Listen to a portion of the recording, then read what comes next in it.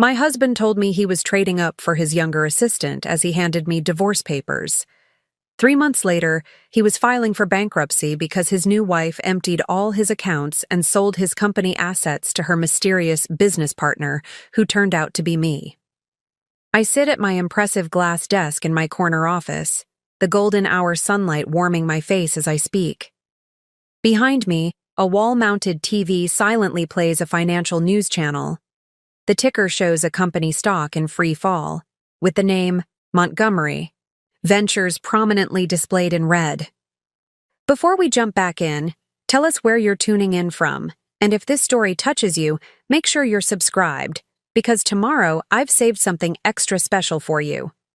Next to it is an image of Reed looking shocked, clearly caught off guard by reporters. When Reed told our friends that a man of his success deserved someone vibrant and exciting, rather than the boring accountant he'd married, he had no idea that this boring accountant had been quietly building an investment empire that would one day own his company. I pick up a framed photo from my desk, our wedding picture. I gaze at it momentarily, my expression unreadable, before setting it face down. For 15 years, I managed our household finances while Reed built his reputation as a brilliant entrepreneur. What he never knew was that I was also managing a growing investment portfolio that would eventually rival his own company's worth. On my wall hangs a magazine cover with my photo and the headline, "The Invisible Investor: How Connie Thompson Built a $200 million Empire While Her Ex-Husband Wasn't Looking." He never once looked at our tax returns. If he had, he might have.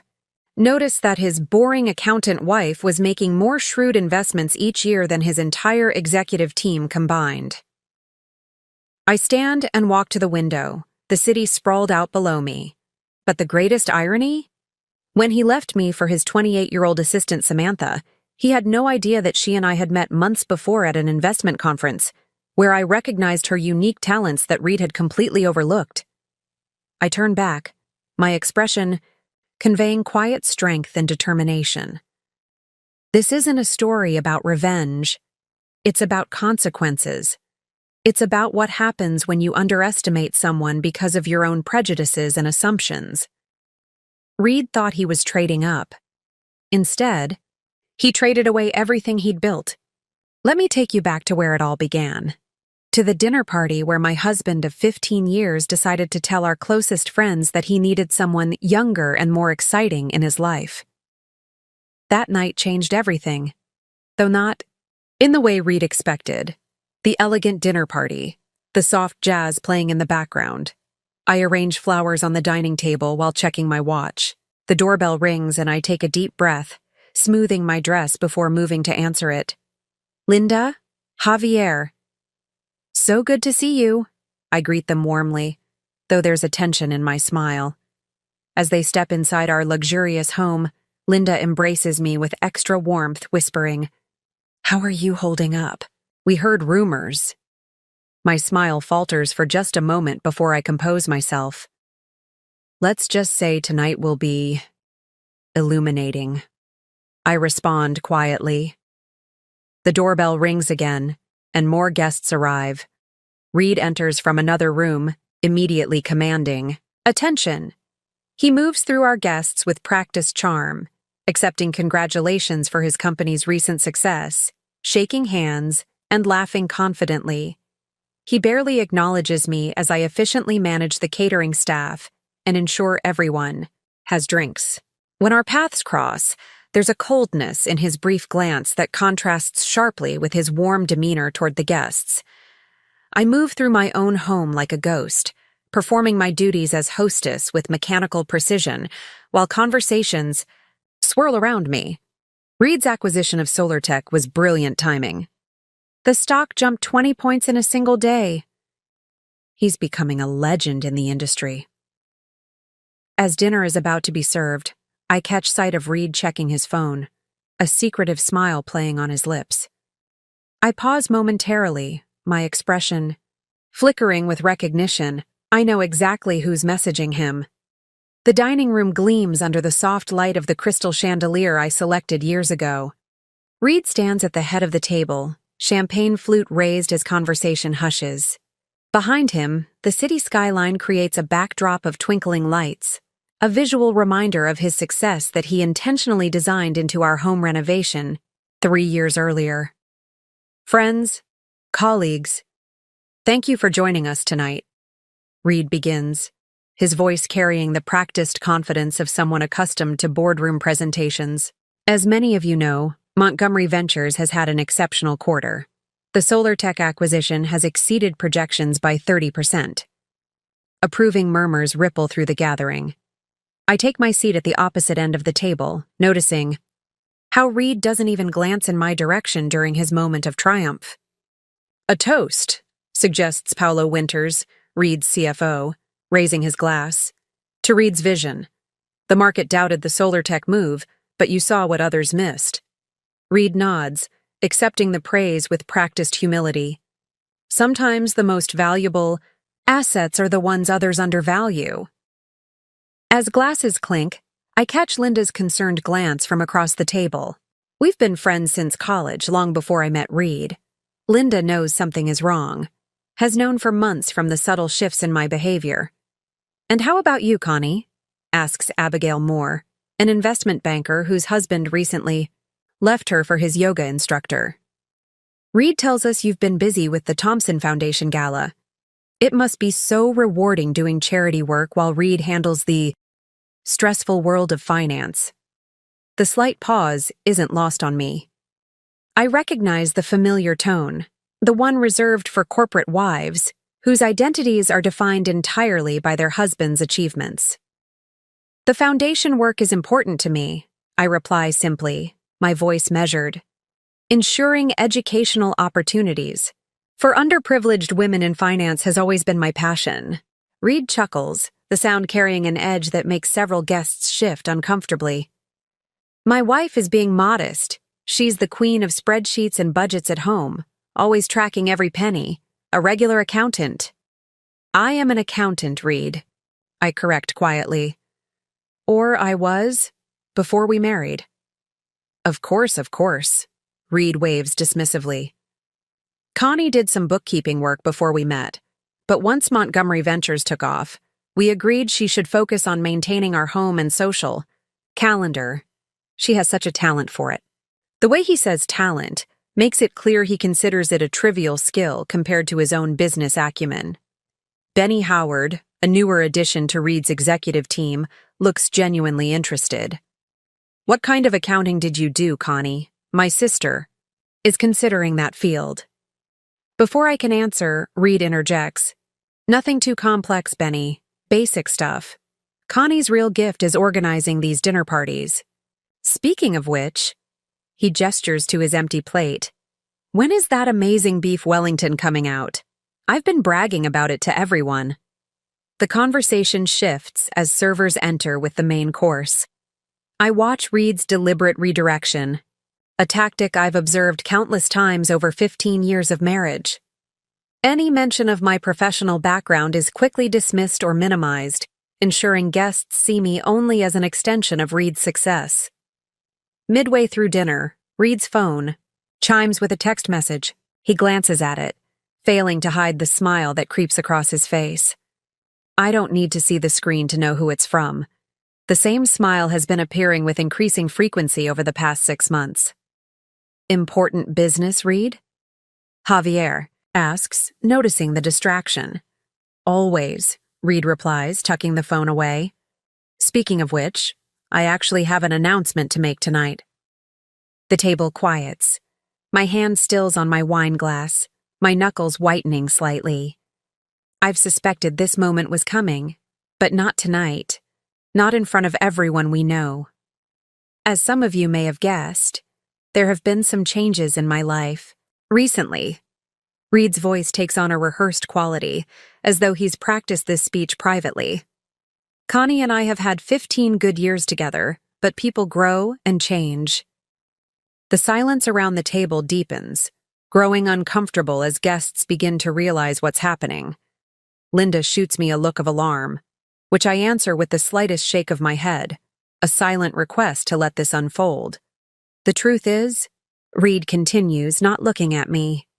A man in my position, at the height of his career, needs a partner who can keep pace with his lifestyle. Someone vibrant, exciting, who understands the dynamic world we operate in. Preparing and narrating this story took us a lot of time, so if you are enjoying it, subscribe to our channel. It means a lot to us. Now back to the story. He takes a sip of wine, seemingly oblivious to the horrified expressions around the table. Connie has been a wonderful homemaker, but let's be honest. The exciting world of finance isn't really her element. She's more comfortable with household budgets than venture capital. Paolo coughs awkwardly. Reed, perhaps this conversation— No, it's fine. Reed waves him off. Connie and I have discussed this. Haven't we, dear? I've explained that I'm simply trading up for the next phase of my life. No hard feelings. The collective intake of breath around the table is audible. I set down my fork with deliberate calmness, my face a careful mask that reveals nothing of the calculations happening behind my composed expression. Trading up, I repeat, my voice soft but clear enough to carry through the now silent dining room. An interesting choice of words for leaving. Your wife of 15 years for your 28-year-old assistant. Reed's smile falters slightly, clearly not expecting me to acknowledge the situation so directly. He recovers quickly, forcing a laugh. Always so literal, Connie. This is why you never quite fit into my business world. No imagination for the bigger picture. The awkward silence following Reed's callous remarks stretches for several long seconds. Our elegant dining room, once a showcase of our perfect life, has transformed into an uncomfortable theater for the unraveling of our marriage. I think I should check on dessert, I say finally, rising with the practiced grace I've perfected over years of hosting Reed's business dinners. As I disappear into the kitchen, conversations resume in uncomfortable, hushed tones. In the kitchen's relative privacy, I lean against the marble countertop, allowing myself a moment of genuine emotion, a brief flash of anger quickly replaced by calm determination. The catering staff busies themselves with dessert preparations, pretending not to notice my moment of vulnerability. Maria, the head of the catering team who has worked for us for years, approaches quietly. Mrs. Thompson, are you all right? I'm fine, Maria, I reply, straightening my posture. And please, call me Connie. I suspect I won't be Mrs. Thompson much longer. Maria glances toward the dining room. He's a fool, she whispers, her loyalty clearly with me. Perhaps, I agree with a slight smile. But fools can be surprisingly useful sometimes. When I return to the dining room carrying a tray of elegantly plated desserts, the conversation halts again. I move around the table, serving each guest personally, a departure from the usual service protocol that doesn't go unnoticed. As I was saying, Reed continues, once I've retaken my seat, seemingly eager to reclaim control of the narrative. Montgomery Ventures is entering an exciting expansion phase. We're preparing to take the company public next quarter. The IPO paperwork was filed last week, Paolo confirms, clearly relieved by the change of subject. Initial valuations are looking extremely promising. Which is precisely why timing is everything, Reed adds, glancing at his watch. In business, as in life, knowing when to make strategic changes is crucial. Benny, who joined Reed's executive team only 6 months earlier, looks confused. I'm sorry, but I'm not following. What changes are we discussing? Reed's smile doesn't reach his eyes. Samantha Carter will be joining Montgomery Ventures as our new director of special projects. Some of you may have met her at the industry conference last month. The mention of Samantha's name sends another wave of discomfort around the table. Javier and Linda exchange knowing glances, while Abigail's expression hardens into barely concealed disgust. Samantha has exceptional talents, Reed continues, oblivious to or simply ignoring the reactions. At 28, she brings fresh perspective and energy that will be invaluable as we enter this new chapter. Isn't Samantha your executive assistant? Abigail asks pointedly, her loyalty to me evident in her tone. Was, Reed corrects. Her new position reflects her true potential. Potential I was uniquely positioned to recognize. I take a small bite of my dessert, savoring the rich chocolate as I watch Reed's performance. Samantha certainly has talents worth recognizing. I agree, my tone neutral. When did you say she graduated from Wharton's MBA program? Reed's expression flickers with momentary confusion. I don't believe I mentioned her education. My mistake, I reply smoothly. I must have heard it elsewhere. The subtle exchange isn't lost on Linda, whose eyes narrow slightly as she studies me with new interest. As dessert concludes, Reed stands again, commanding attention. I have one more announcement that affects Connie and me personally. He reaches into his jacket pocket and removes an envelope, placing it on the table. I had hoped to discuss this privately, but since the subject has already been broached, these are divorce papers, Connie. My attorney prepared them. Everything is quite fair. The collective shock in the room is palpable. Dinner parties in our social circle occasionally feature business discussions or even heated debates about market trends, but never the public dissolution of a marriage. Reed, Paolo warns quietly, this isn't the appropriate venue. It's perfectly appropriate, Reed interrupts. Our friends should know that this transition will be smooth and amicable. Connie will be well provided for, of course. The prenup ensures she'll receive the penthouse and a generous monthly allowance. I look at the envelope without reaching for it. How thoughtful of you to remember the prenup, Reed. I recall you were quite insistent on it before our wedding. Standard. Business practice, Reed replies dismissively. Protecting assets is just common sense. Indeed it is. I agree, finally taking the envelope and slipping it into my purse without opening it. I've always admired your business instincts. The weird mix of dinner party pleasantries and marital dissolution creates an atmosphere so tense that several guests begin making excuses to leave. As the gathering breaks up far earlier than planned, I stand by the door, thanking each guest with the same composure I've shown throughout the evening. Linda lingers, clearly concerned. Call me tomorrow, she whispers as she hugs me. You shouldn't be alone after this.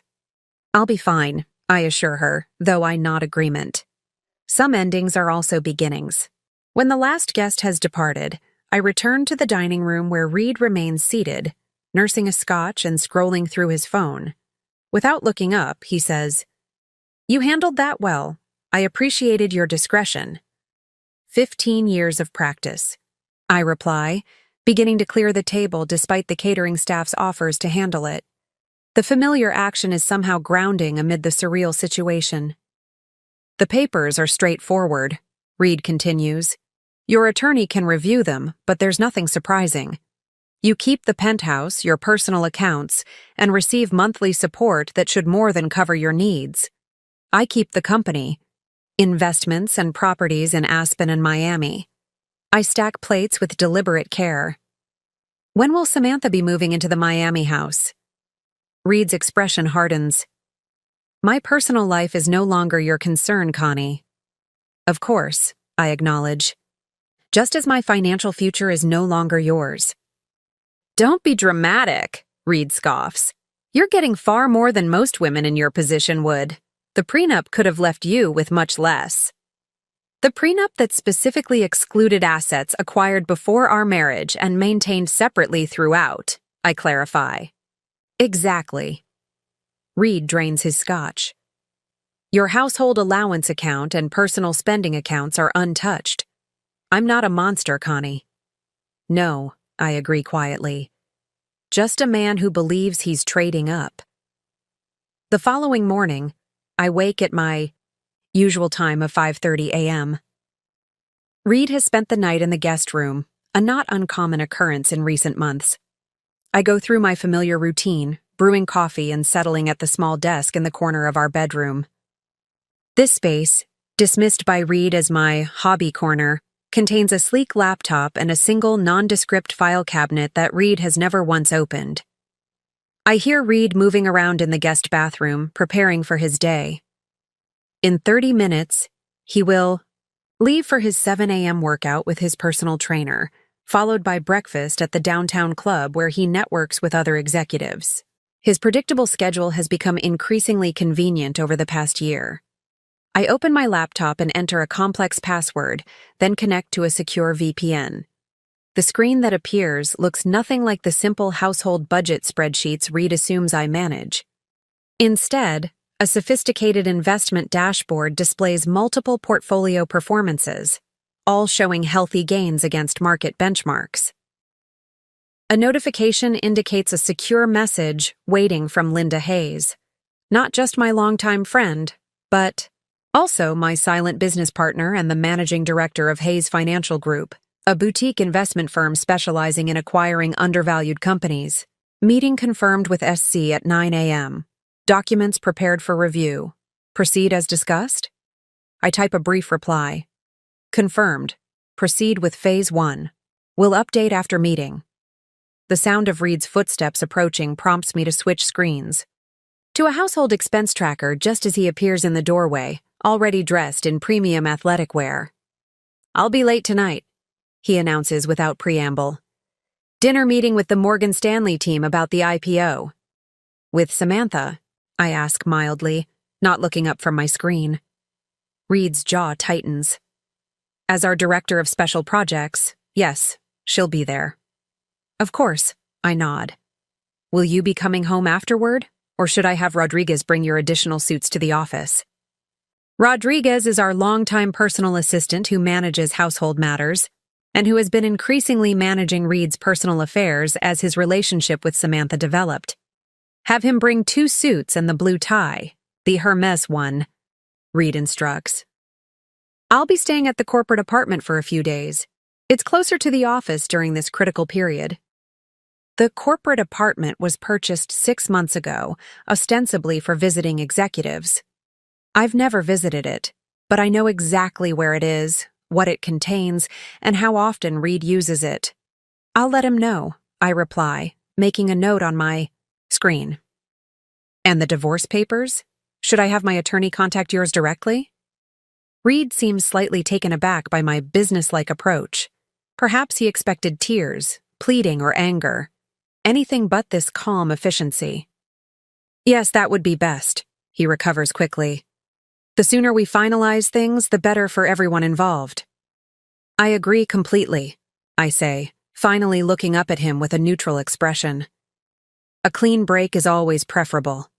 Something in my tone makes Reed pause, studying my face for a moment as if searching for the emotional response he anticipated. Finding none, he nods curtly and checks his watch. I need to go. Marcus doesn't like to wait. He never has, I agree. Give him my regards. After Reed departs, I return to my investment dashboard. I open a folder labeled Montgomery Ventures that contains detailed analyses of the company's structure, assets, liabilities, and market position. Another subfolder contains information on Reed's personal financial situation, information that would shock him if he knew I possessed it. At precisely 8:15 a.m., my phone rings. I answer without checking the caller ID. "Are you all right?" Linda's voice carries genuine concern. "Last night was unexpected." "I'm fine," I assure her. Reed simply accelerated our timeline. "When you mentioned this possibility last month, I didn't think he'd do it so publicly," Linda replies. "That was unnecessarily cruel." Reed has always had a flair for dramatic moments he believes he controls, I observe. It's actually quite helpful. His predictability makes planning easier. "And you're sure about Samantha?" Linda asks, lowering her voice slightly though the call is secure. "The risk is significant if you've misjudged her." "I haven't," I state with quiet confidence. "She reached out to me 3 months ago, after Reed's first inappropriate advance. She was quite thorough in documenting everything." "Smart woman," Linda remarks. "And Reed has no idea you two have met?" "None whatsoever," I confirm.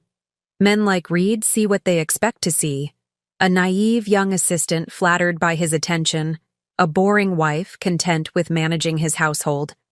The possibility that either woman might have aspirations or capabilities beyond his narrow definitions never occurs to him. The conversation pauses as I receive an email notification. The transfer came through, I inform Linda. Samantha's initial investment has been processed, $10 million placed in the acquisition fund, as agreed. That's substantial, Linda notes, sounding impressed. Where did she get that kind of capital? I thought she was just an executive assistant. Samantha Carter is her professional name, I explain. She's actually Samantha Cunningham of the Boston Cunninghams. Her family has been in private banking for generations. She took the assistant position to learn the industry from the inside without relying on family connections. And Reed never ran a background check? Linda sounds incredulous. He had HR run a standard employment verification, I reply with a hint of amusement. But she used her professional credentials, and Reed never questioned further.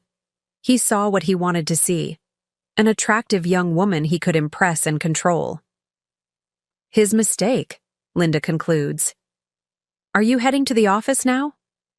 After my meeting with Samantha, I confirm. We need to finalize the details before I speak with the Montgomery Ventures board members this afternoon. They still don't know you're the majority investor behind Hayes Financial Group, do they? Linda asks.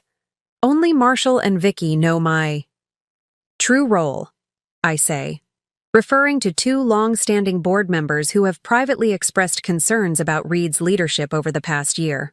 The others will learn today once I've secured their support for the emergency board meeting. I end the call and open my closet, bypassing the conservative dresses and casual attire Reed considers appropriate for his corporate wife. Instead, I select a tailored charcoal suit I normally keep at my downtown office, the headquarters of CRT Investments, my personal firm that operates independently of both Montgomery Ventures and Hayes Financial Group. As I dress, I catch my reflection in the mirror. At 43, I look nothing like the meek, accommodating wife Reed has described to his colleagues. My expression reflects the shrewd, calculating financial mind that has quietly built a substantial investment empire, while my husband believed I was merely balancing household accounts. Trading up, I murmured to myself, a small knowing smile playing at my lips. Interesting choice of words indeed. At precisely 9 a.m., I enter the private dining room at the Westbrook Hotel, a discreet establishment favored by financial executives for sensitive meetings. The room offers both privacy and luxury, qualities that make it perfect for conversations that need to remain confidential. Samantha Carter is already seated, a portfolio open on the table before her. At 28, she possesses the polished confidence that comes from old money and elite education, though she has carefully concealed these attributes in her role as Reed's assistant. Her designer suit and minimal but expensive jewelry speak of understated wealth, a stark contrast to the more obvious styling she adopts around Reed. "Good morning, Connie," Samantha greets me, standing to offer a brief, professional embrace. "I heard about last night's dinner party. Reed's timing was unexpected." "But not entirely unwelcome," I reply, taking the seat across from her. "It simplifies certain aspects of our timeline." A server appears, and we both order coffee. Once we're alone again, Samantha slides a folder across the table. The complete documentation of Reed's financial manipulations over the past 18 months, she explains. Bank transfers, backdated contracts, altered board minutes, all of it. He's been systematically inflating Montgomery Ventures' valuation in preparation for the IPO. I review the documents, my expression revealing nothing as I process the implications. This is even more extensive than we suspected. Has he involved any other executives? Paolo knows pieces of it, but not the full scope, Samantha confirms. Benny is completely in the dark. Reed keeps him focused on technology development and away from the financials. "And you've verified the offshore accounts?" Samantha nods. 3 separate accounts in the Caymans, all ultimately controlled by Reed through shell companies. He's been siphoning development funds for at least 2 years. The board has no idea. What about his personal finances? I ask, turning to the next section of documents. That's where it gets interesting, Samantha replies, a hint of satisfaction in her voice. Reed has leveraged almost everything for this IPO.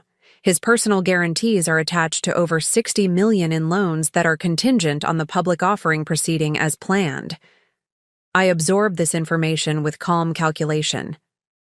So if the IPO fails or is significantly delayed, he's personally exposed to catastrophic losses, Samantha confirms. Not just the company, but his individual assets as well. The Miami and Aspen properties are both collateral for the expansion loans. Properties he was so confident would remain his in the divorce, I note with subtle irony. The server returns with our coffee and departs discreetly. Samantha waits until we're alone again before continuing. There's more, she says, lowering her voice slightly. Reed has been promising certain early investors preferential stock options that directly violate SEC regulations. If this information reaches the commission before the IPO filing is complete, the entire offering would be suspended pending investigation, I finish for her. Has he documented these promises? Not officially, Samantha replies. But he sent emails from his personal account that strongly imply these arrangements. I've included copies. I sip my coffee thoughtfully. When did you first notice these discrepancies? About 7 months ago, Samantha explains. Reed asked me to help organize his personal files for the IPO preparation. He assumed I wouldn't understand what I was seeing, just an assistant handling paperwork. A common and costly assumption, I observe. What prompted you to contact me rather than going directly to the board or authorities? Samantha's expression hardens slightly. 2 things. First, I did my research on you after Reed mentioned your background in accounting. What he described as basic bookkeeping didn't align with your educational credentials or early career achievements before your marriage. And the second reason? I prompt. Reed's behavior toward women in the company, Samantha states flatly. Not just his advances toward me, which began almost immediately after I started, but his systematic devaluation of female executives and their contributions. The way he spoke about you? She pauses, seemingly unsure if she should continue. Please, I encourage. I have no illusions about my husband's opinions. He would use you as an example, Samantha explains, her distaste evident. Whenever a female employee showed ambition or requested advancement, he would reference his brilliant wife who wisely chose to focus on her natural talents rather than competing in a man's world. The message was clear. Know your place. My expression remains neutral, though a fleeting hardness appears in my eyes. Reed has always been consistent in his views, if nothing else. After I discovered the financial irregularities, I considered reporting them directly, Samantha continues. But the more I learned about the company's structure and your unusual position as both Reed's wife and the silent advisor to several board members, the more I realized there might be a more comprehensive solution. And that's when you arranged our accidental meeting at the Women in Finance conference, I conclude. Yes, Samantha acknowledges, though I didn't anticipate Reed would accelerate matters by pursuing a divorce so quickly after promoting me. Men, like Reed, believe they control every situation, I note. They rarely consider that others might be several steps ahead of them. She closes the folder and returns it to me. You've taken significant personal and professional risks gathering this information. Your original proposal of a 20% stake in the post-acquisition reorganization seems more than fair. Thank you, Samantha replies. And the timeline? Given last night's developments, we move immediately, I decide. I'll meet with Marshall and Vicky this afternoon to trigger the emergency board review. With the evidence you've provided, we can suspend Reed's authority pending investigation before he realizes what's happening. And my role? Samantha asks. Continue. Exactly as planned, I instruct. Reed must believe you remain his ally. perhaps even more so now that he's publicly committed to your relationship. Your access to his communications over the next 72 hours will be crucial. Samantha nods her understanding. And afterward? Once this is done? That depends, I say, studying the younger woman with new assessment. Your skills are impressive. Your ethics somewhat flexible but guided by clear principles. CRT Investments could benefit from someone with your particular talents. I'd like that, Samantha replies with genuine interest. Working for someone who actually recognizes what I'm capable of would be a refreshing change. As we conclude our meeting, I receive a text from Linda. Board members Marshall and Vicky confirmed for 2 p.m., legal team standing by. It appears, we're on schedule, I inform Samantha as we prepare to leave separately. By this time tomorrow, Reed will understand exactly what trading up truly means. My next stop is the discreet offices of Hayes Financial Group, located on the 38th floor of the Blackwood Tower, a building that, ironically, stands directly across from Montgomery Ventures headquarters. From Linda's corner office, one can actually see into Reed's executive suite, a fact that has occasionally proven useful during our years of parallel operations.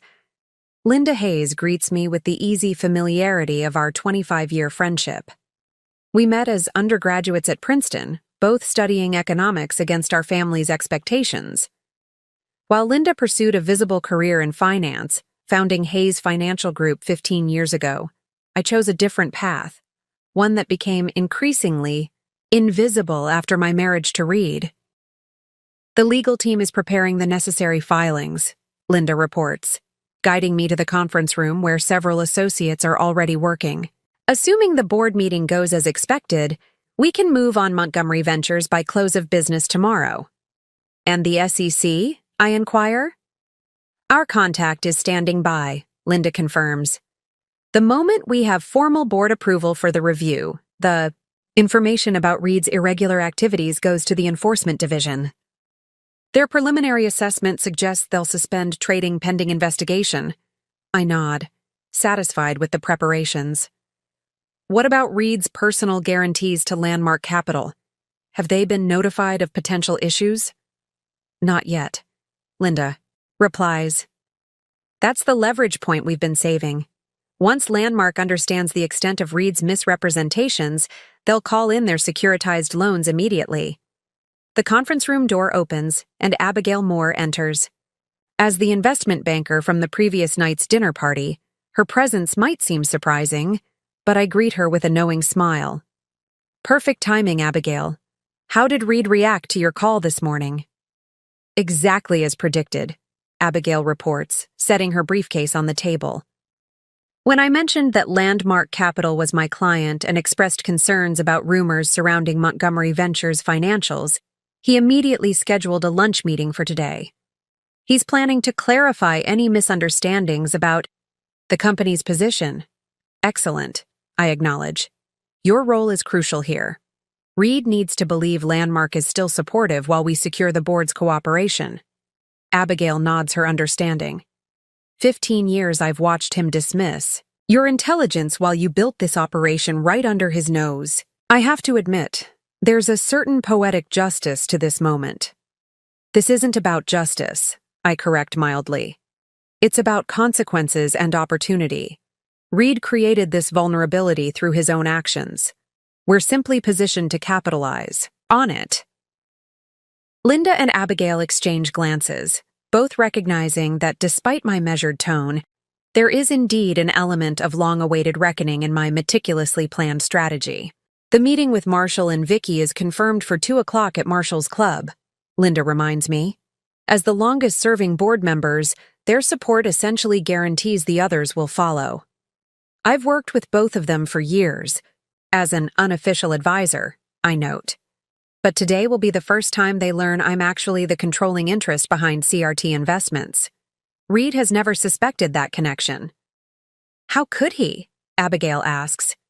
He's been so convinced of your limited capabilities that he never even investigated your pre-marriage financial holdings or what you might have built independently. A comprehensive blind spot, Linda agrees. one that's about to prove extraordinarily costly. As we review the final preparations, a secure message arrives from Samantha. Reed called emergency executive meeting for 3 p.m., suggests concerns about board loyalty, moving up timeline for offshore transfers. I forward the message to my legal team with instructions. File preliminary injunction immediately. Freeze all identified accounts pending board review. He's getting nervous, Linda observes. Abigail's conversation must have rattled him more than she realized. Good, I reply calmly. Anxious people make mistakes. We need Reed focused on external threats, not internal ones. At 1:30 p.m., I leave Hayes Financial for my meeting with the board members. As my driver navigates downtown traffic, I receive confirmation that the injunction has been filed and expedited by Judge Harmon, another Princeton connection whose career I've quietly supported over the years through strategic political donations.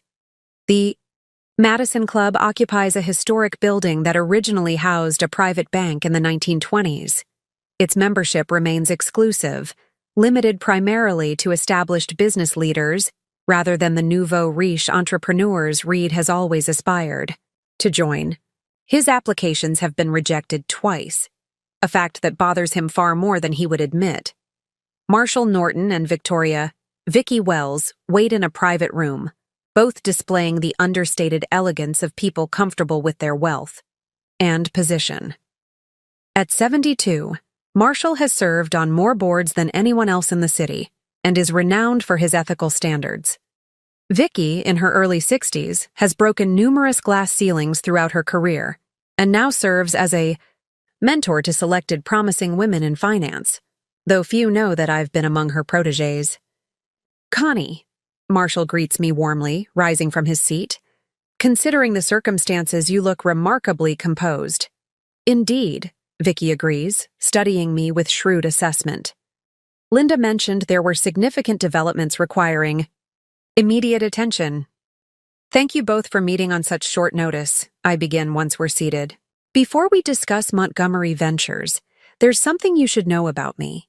Something Reed doesn't know, but that directly impacts the situation. I remove a document portfolio from my briefcase and place it on the table between them. For the past 15 years, I've operated as a private investor through CRT Investments. The initials stand for Connie Reynolds Thompson, though the connection to me personally has been carefully obscured through various legal structures. Marshall's eyebrows rise slightly. CRT Investments? The same CRT that holds approximately 18% of Montgomery Ventures through subsidiary holdings?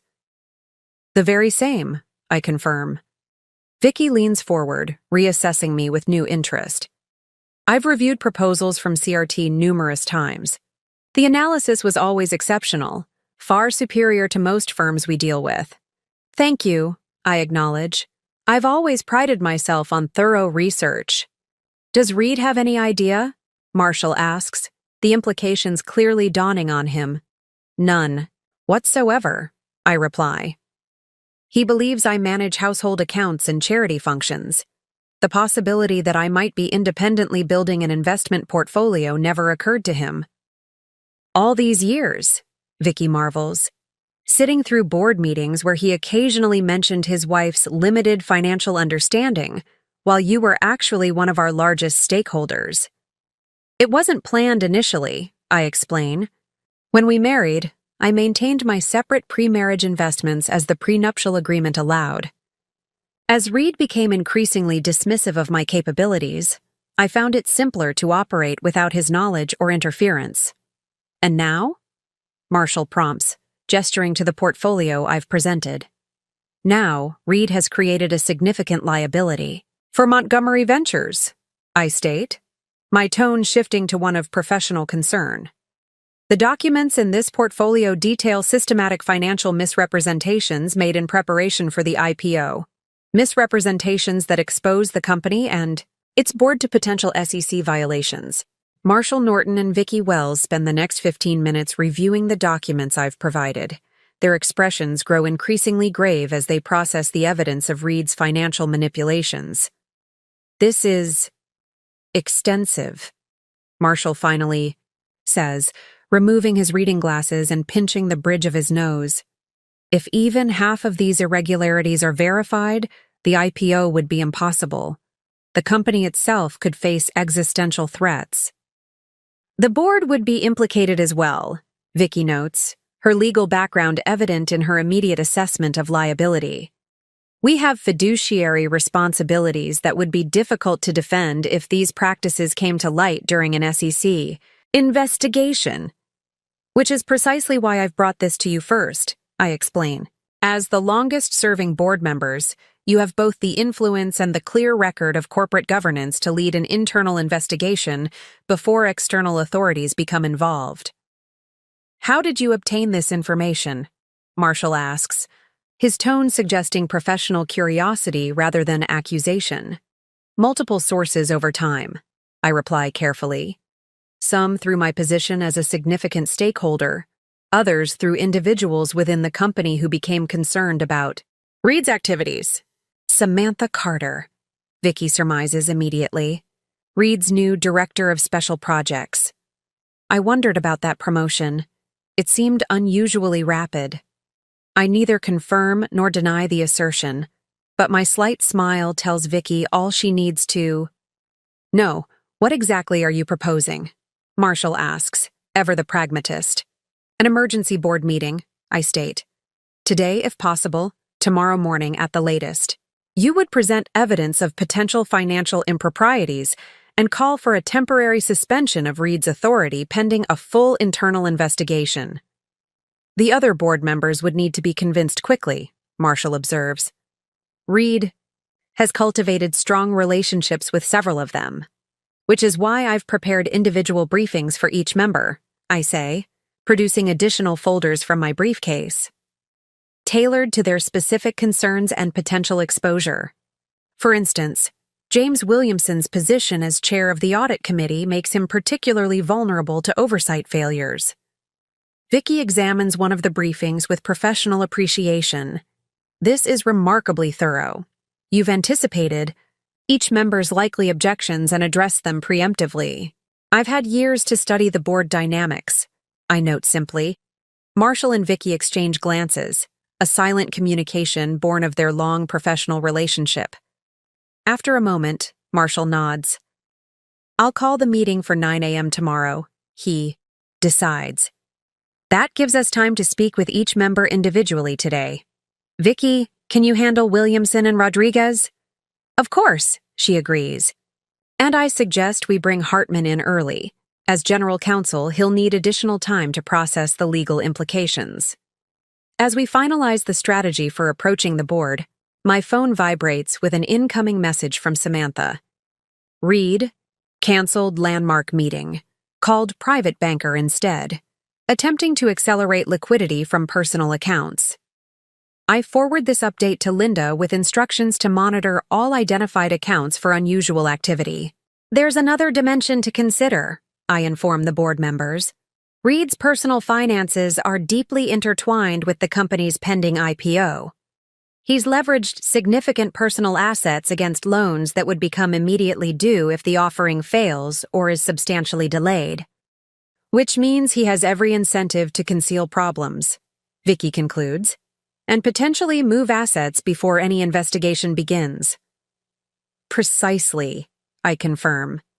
I've taken the precaution of filing for a temporary injunction freezing certain accounts where commingled funds may be held, but it's likely he has contingencies we haven't yet identified. This is moving very quickly, Marshall observes. When did you become aware of the full scope of these issues? I've had concerns for approximately 8 months, I explain. But the complete picture only emerged recently, accelerated by Reed's personal decisions. My tone remains professional, but both board members recognize the reference to Reed's affair and his abrupt announcement of divorce proceedings.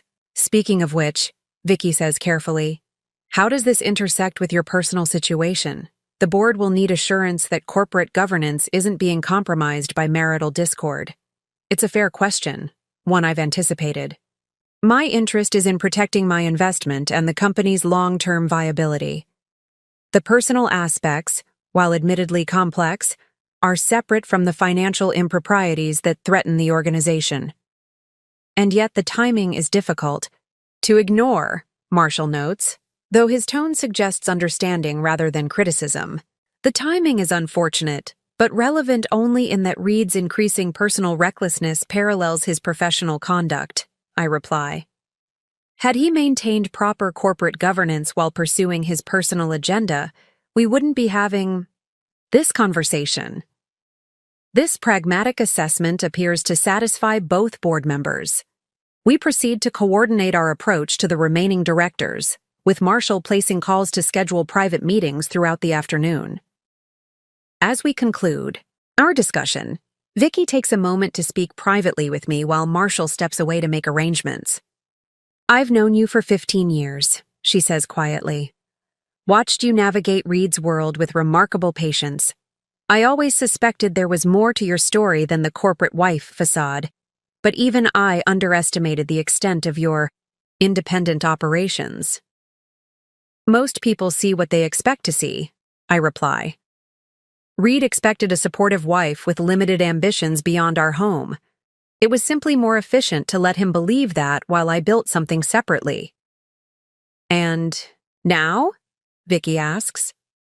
"After tomorrow's meeting, that separate existence will become public knowledge. Are you prepared for that transition?" I consider this question carefully. For 15 years, I've operated in the shadows of Reed's assumptions.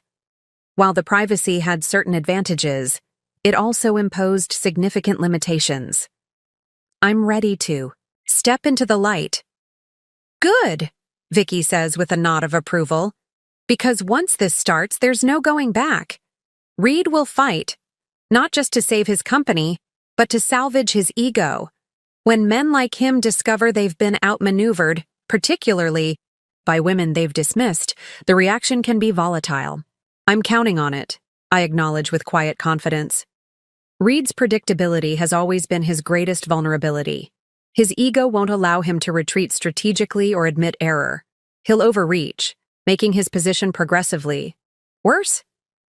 Marshall returns, ending our private conversation. "It's arranged," he announces. "I'll meet with Douglas and Chen this afternoon. Vicky has confirmed with Williamson and Rodriguez. Hartman will join us for dinner to review the legal strategy." "Excellent," I say, gathering my materials. "Linda's team will provide any additional documentation you require. By this time tomorrow, Montgomery Ventures will be under new management."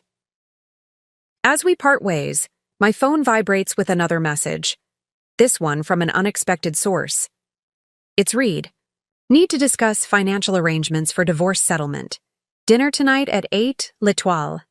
The message strikes me as oddly timed, given the accelerating crisis at his company. Has Reed somehow caught wind of the impending board action? Or is this simply an attempt to finalize our separation on his terms before the IPO proceedings intensify? Either way, the invitation presents both risk and opportunity. L'Etoile is Reed's favorite restaurant, the place where he proposed 15 years earlier. His choice of venue suggests either sentimentality or calculation.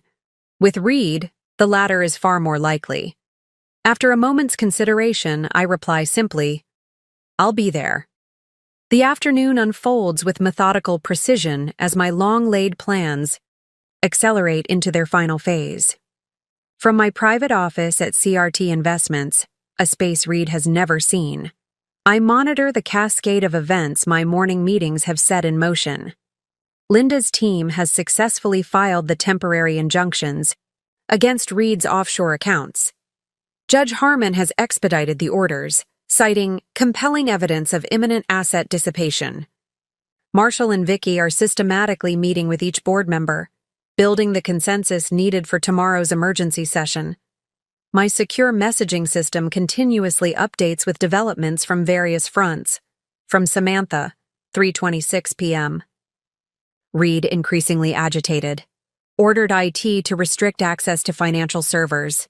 Told Paolo to prepare contingency statements for tomorrow. Called Aspen Realtor about accelerated listing of property. From Linda, 3:40 p.m. Landmark Capital. Received anonymous tip about Montgomery Financials. Their risk team is requesting emergency meeting with Reed tomorrow. From Abigail, 4:12 p.m. 3 major IPO underwriters have called requesting verification of Q3 projections after market rumors. Reed diverted all calls to Paolo. Each message confirms what I anticipated.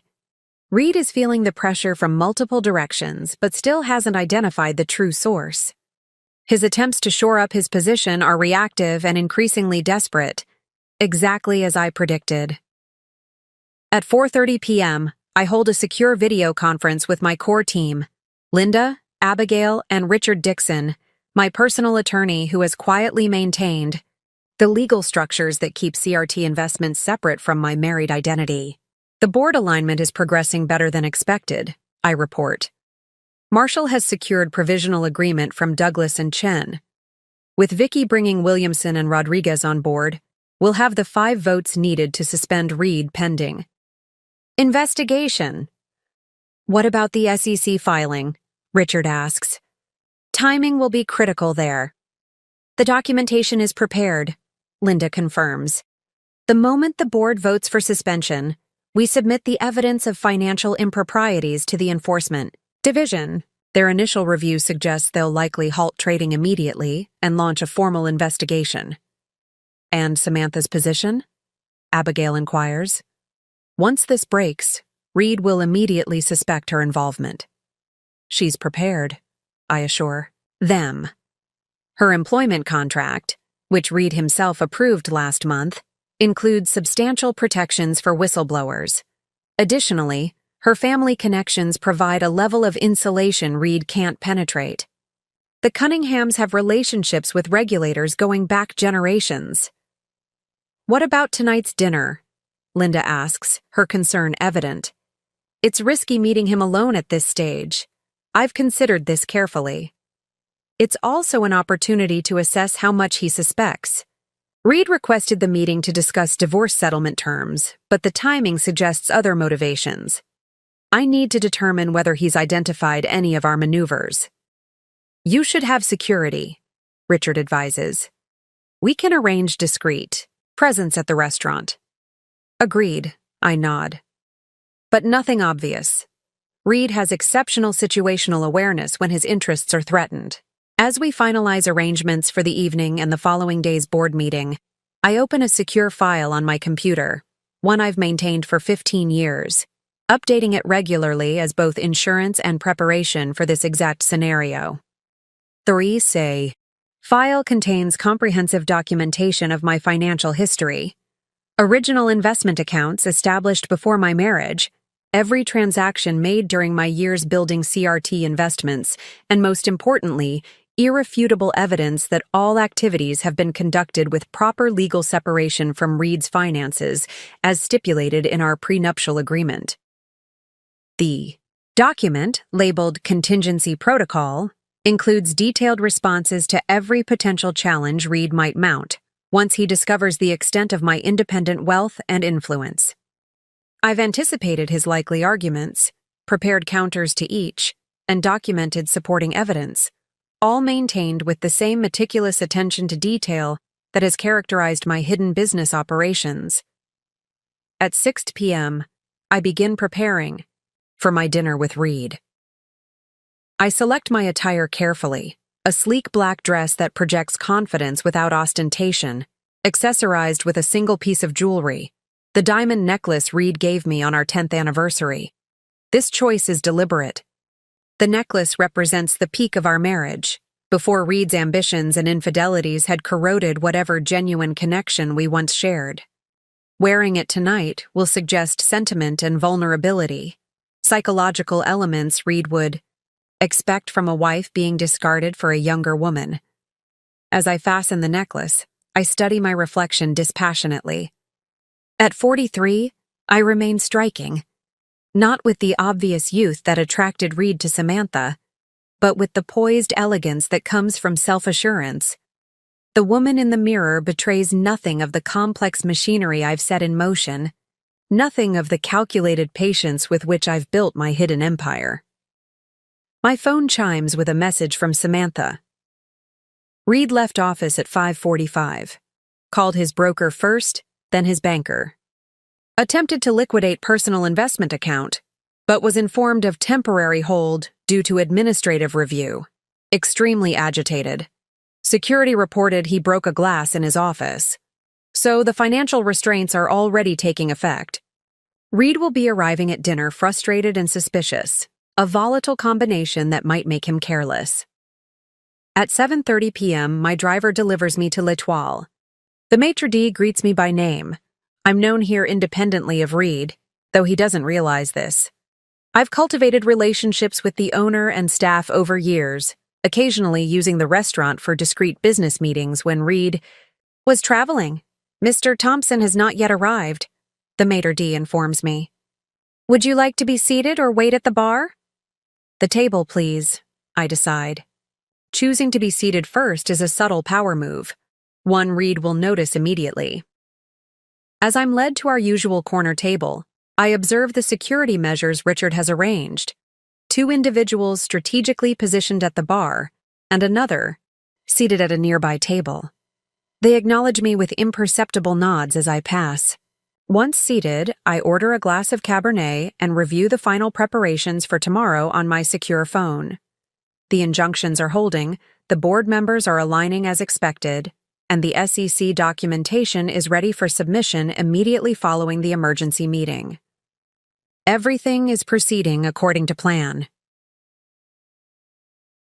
At 8:10 p.m., Reed is deliberately late, another power tactic. I spot him entering the restaurant. He moves with the confident swagger that initially attracted me 15 years ago, though now I recognize it as the carefully constructed persona of a man perpetually performing success rather than actually achieving it. As he approaches, I note subtle signs of strain beneath his composed exterior. The slight tightness around his eyes, the overly rigid posture, the way his gaze darts briefly around the restaurant assessing who might be observing us.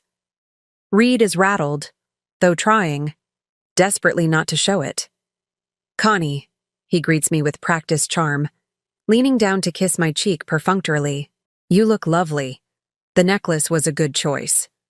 His comment confirms he has registered the implied sentimentality of my wearing his gift. You're late, I observe mildly as he takes his seat. Difficult day? Just the usual challenges of running. A company on the verge of an IPO, Reed replies with a dismissive wave. Nothing for you to worry about. His automatic diminishment of my capacity to understand his business world is so habitual, he probably doesn't even recognize doing it anymore. Of course, I acknowledge, taking a sip of my wine. You wanted to discuss settlement terms? Reed signals the waiter for his usual scotch, neat, before addressing my question. Yes, the settlement. My attorneys have prepared a revised proposal that I think you'll find quite generous. He reaches into his suit jacket and removes a slim document folder. I thought we were proceeding with the terms outlined in the prenuptial agreement, I remark, making no move to take the folder he slides across the table. We could, Reed concedes with what he clearly intends as magnanimity. But I've been reflecting on our 15 years together. You've been a loyal wife, Connie. You deserve more than the minimum requirements. I study him carefully, noting the uncharacteristic generosity. Reed has never voluntarily offered more than absolutely necessary in any negotiation, personal or professional. This deviation from his established pattern is the first clear warning sign that something has changed. How thoughtful, I reply neutrally. May I ask what prompted this sudden reconsideration? Reed's scotch arrives, and he takes a measured sip before answering. Let's just say recent developments have made me appreciate the value of discretion and goodwill between us. The second warning sign. Reed is seeking my cooperation for something beyond the simple dissolution of our marriage. Recent developments with Samantha, you mean? I ask, deliberately misinterpreting to gauge his reaction. A flash of irritation crosses his features before he controls it. No, nothing to do with my personal life. Rather, some complex business matters that would be tedious to explain. I see. I nod, allowing a brief silence to hang between us. People like Reed find silence uncomfortable. They inevitably fill it with information. True to form, Reed continues after a moment. The IPO preparations have encountered some regulatory complexities. Nothing serious, but timing is critical. A messy divorce could create unnecessary complications with investors. And how would these regulatory complexities affect the settlement you're proposing?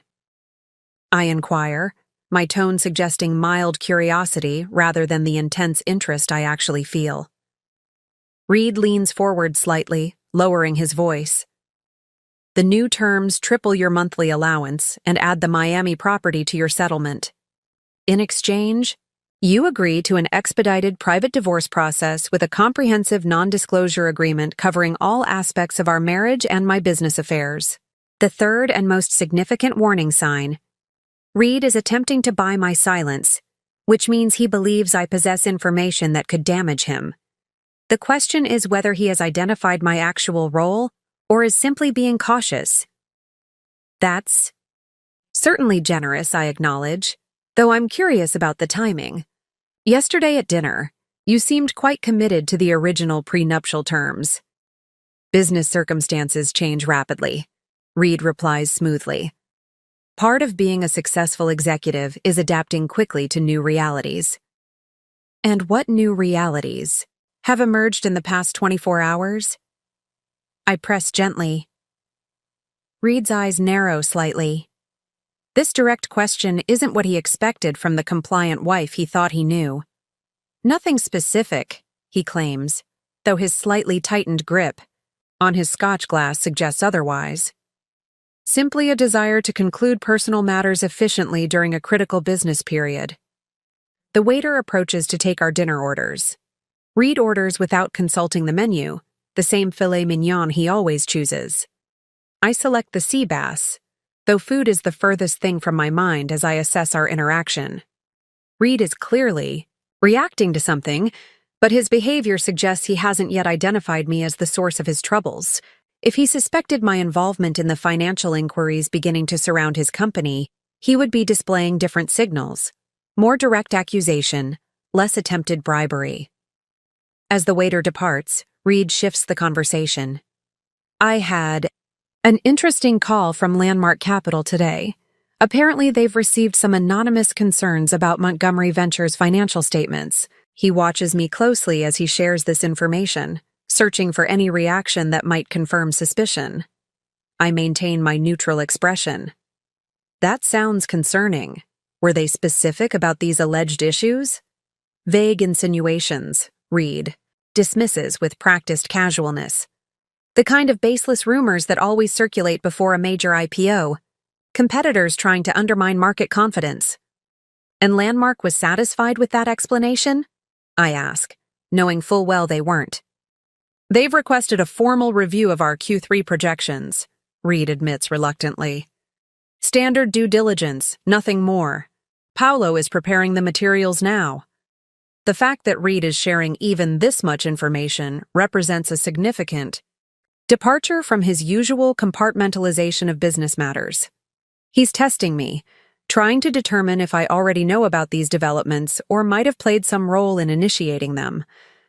I'm sure Paolo will handle it appropriately, I remark. He's always been thorough with financial documentation. Yes, very thorough, Reed agrees, a hint of something darker entering his tone. Though it's interesting how financial information sometimes finds its way to unexpected places. This oblique statement hangs between us, not quite an accusation, but definitely a probe. The financial world can be surprisingly interconnected, I observe, deliberately matching his ambiguity.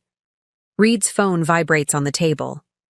He glances at it, his expression tightening momentarily before he silences it without responding. Problems? I inquire politely. Nothing that can't wait, Reed insists, though the tension in his jaw suggests otherwise. My own phone discreetly vibrates in my purse. I make no move to check it, maintaining my focus on Reed. Years of observation have taught me to read the subtle signs of his increasing agitation.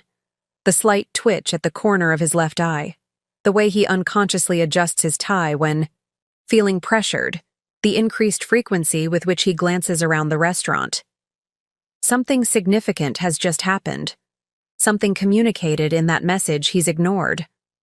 Our appetizers arrive, providing a momentary distraction. Reed immediately launches into a practiced monologue about the restaurant's acclaimed chef and his personal friendship with the owner. Familiar territory he retreats to when seeking to re-establish control of a conversation.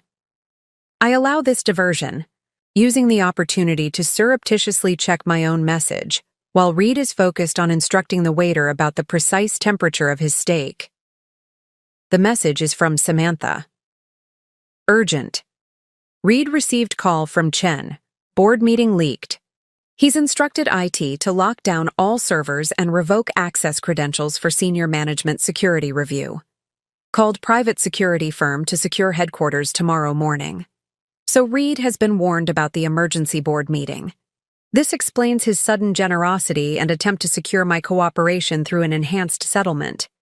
He's preparing for a corporate battle and wants to eliminate any potential complications from his personal life. What he doesn't yet realize is that the battle has already been lost before it began. As Reed continues his performance of normalcy, I evaluate my options. The original timeline has been compromised, but this development could actually accelerate our plan if managed correctly. Reed's defensive maneuvers, restricting server access and bringing in private security, could themselves be presented to the board as evidence of his increasingly erratic leadership and attempts to obstruct proper corporate governance. "You're quiet tonight," Reed observes, interrupting my calculations. "Usually you'd be asking about the foundation gala or discussing household matters." His statement contains a subtle challenge. He has noticed my deviation from expected behavioral patterns. "I suppose a divorce changes conversational dynamics," I reply with deliberate mildness. "Although I am curious about something." "Oh?" Reed raises an eyebrow, wary but trying to appear relaxed. "How is the IPO preparation affecting your personal financial arrangements?" "The prenup specified separation of assets, but I imagine the company's offering requires significant personal guarantees from you as founder and CEO. The question is precisely calibrated to probe Reed's current vulnerability without revealing my knowledge of his precarious position." Reed's expression flickers momentarily before he composes himself. "My personal finances are extremely solid," he asserts with forced confidence. "The IPO will proceed as planned, regardless of malicious attempts to undermine it." The remainder of dinner proceeds like an elaborate chess match, with Reed attempting to extract information while I carefully deflect his probes.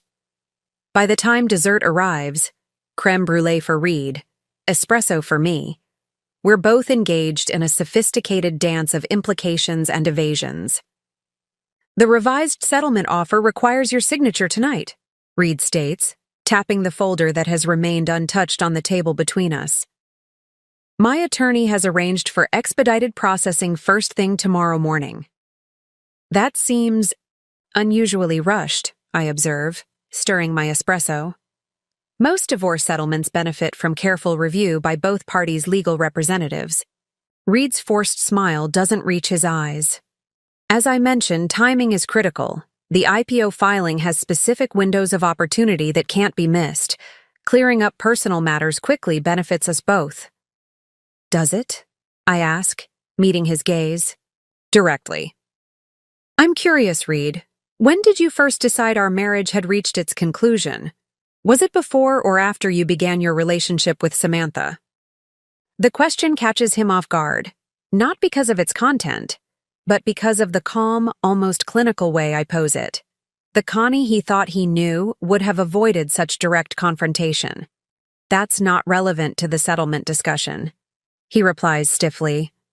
"Perhaps not legally," I acknowledge. "But 15 years together merits at least the honesty of a straight answer, doesn't it?" Reed sighs with practiced patience, as if explaining something to a child. "These things aren't as simple as before or after, Connie. Relationships evolve. People grow apart. Samantha and I connected professionally first, then personally. It was organic. I see, I nod. And when did you decide she would make a better director of special projects than the Harvard MBA you were considering for the position? Another flash of surprise crosses Reed's features.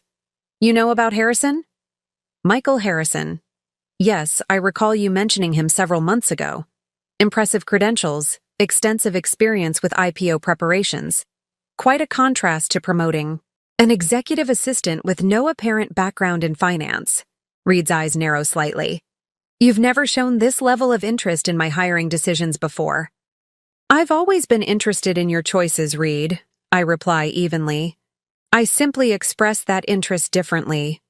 The waiter approaches with the check.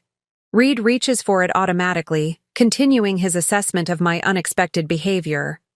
Something has changed in my demeanor, a subtle confidence that hadn't been present before, or perhaps had always been there but carefully concealed. As Reed signs the bill, his phone vibrates again, this time with a call rather than a message. He glances at the screen, hesitates, then excuses himself. I need to take this. Business emergency. Of course, I nod, using his absence to check my own messages. Samantha has sent another update. Reed instructed security to escort Vicki Wells from the building when she arrived asking for financial records. Marshall Norton has called emergency. Virtual board meeting for 8 a.m. instead of 9. Response to Reed's defensive actions. SEC contact alerted to potential document destruction based on IT director's whistleblower report. The situation is escalating faster than anticipated. Reed's attempts to barricade himself against the coming board action are backfiring spectacularly, creating additional evidence of obstruction that will strengthen our case. I spot Reed near the restaurant entrance, his back turned as he engages in what appears to be an intense conversation. His normally controlled posture has given way to agitated gestures, a man watching his carefully constructed world begin to unravel. I quickly send instructions to my team, accelerate timeline, prepare for immediate SEC filing following virtual board meeting, monitor all account activity overnight, enhance security protocols for all principals. When Reed returns to the table, the composed facade has cracked noticeably. His complexion has paled, and the confident swagger has diminished to tense, controlled movements. Problem with the IPO preparations? I inquire innocently. Nothing I can't handle, Reed insists, though the slight tremor in his right hand as he reaches for his water glass betrays his anxiety. Some board members are expressing unnecessary concerns about routine financial matters, typical corporate politics. That sounds challenging, I sympathize. Vicki Wells has always been particularly thorough with governance issues, hasn't she? Reed's head snaps up, his eyes suddenly sharp with suspicion. How did you know Vicki was involved? Trap has been deliberately set, and Reed has walked directly into it. I allow a slight smile to form. You just told me. For a moment, genuine confusion replaces the suspicion in Reed's expression. Then understanding dawns, followed quickly by the first real assessment he's ever made of the woman he married. He's finally seeing beyond the compliant wife persona I've cultivated so carefully. Who have you been talking to, Connie? He asks, his voice low and controlled despite the anger visibly building behind it. Over the years? Many people, I reply with deliberate ambiguity. It's amazing what one learns when others assume you understand nothing. Reed leans forward, dropping all pretense of casual conversation. Whatever you think you know about Montgomery Ventures financials is incomplete and out of context. If you've been sharing misinformation with board members, you could be legally liable for interference with corporate operations. That's an interesting perspective, I note calmly. Though I wonder if the SEC would share your interpretation of events. The color drains from Reed's face. You contacted the SEC? I haven't said that, I correct him. I'm simply pointing out that what you call routine financial matters might be viewed differently by regulatory authorities. Reed's expression hardens as he reassesses the situation. This isn't about our marriage at all, is it? This dinner? Your sudden interest in my business affairs. You're fishing for information.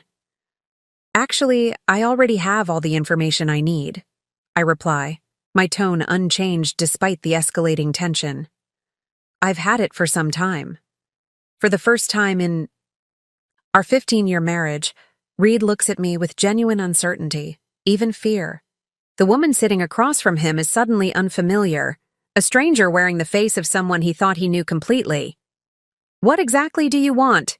He demands, abandoning the settlement folder entirely. Nothing you can provide at this point, I answer honestly. Events have been set in motion that neither of us can stop now. Events? What are you talking about? Reed's voice rises slightly, drawing glances from nearby diners.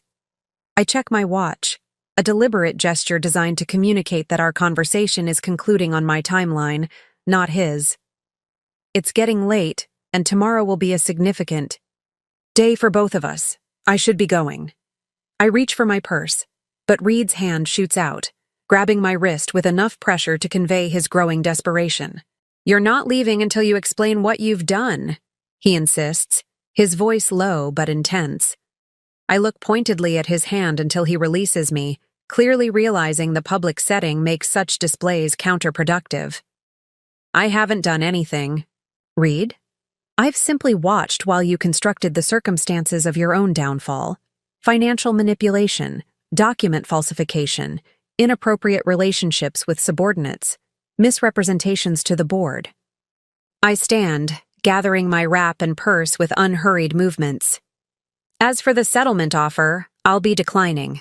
The prenuptial terms will be more than sufficient, given what remains of your assets after tomorrow. Reed also rises, his expression cycling rapidly between confusion, anger, and growing alarm. What do you mean, what remains? Connie, if you've interfered with my company, not your company, I correct him calmly. The company you currently manage, utilizing investment capital from various sources, including, as you'll soon discover, investment funds controlled by CRT Investments. The name clearly means nothing to Reed, which confirms he has never investigated the Montgomery Ventures shareholder registry beyond surface-level reporting. Who is CRT Investments?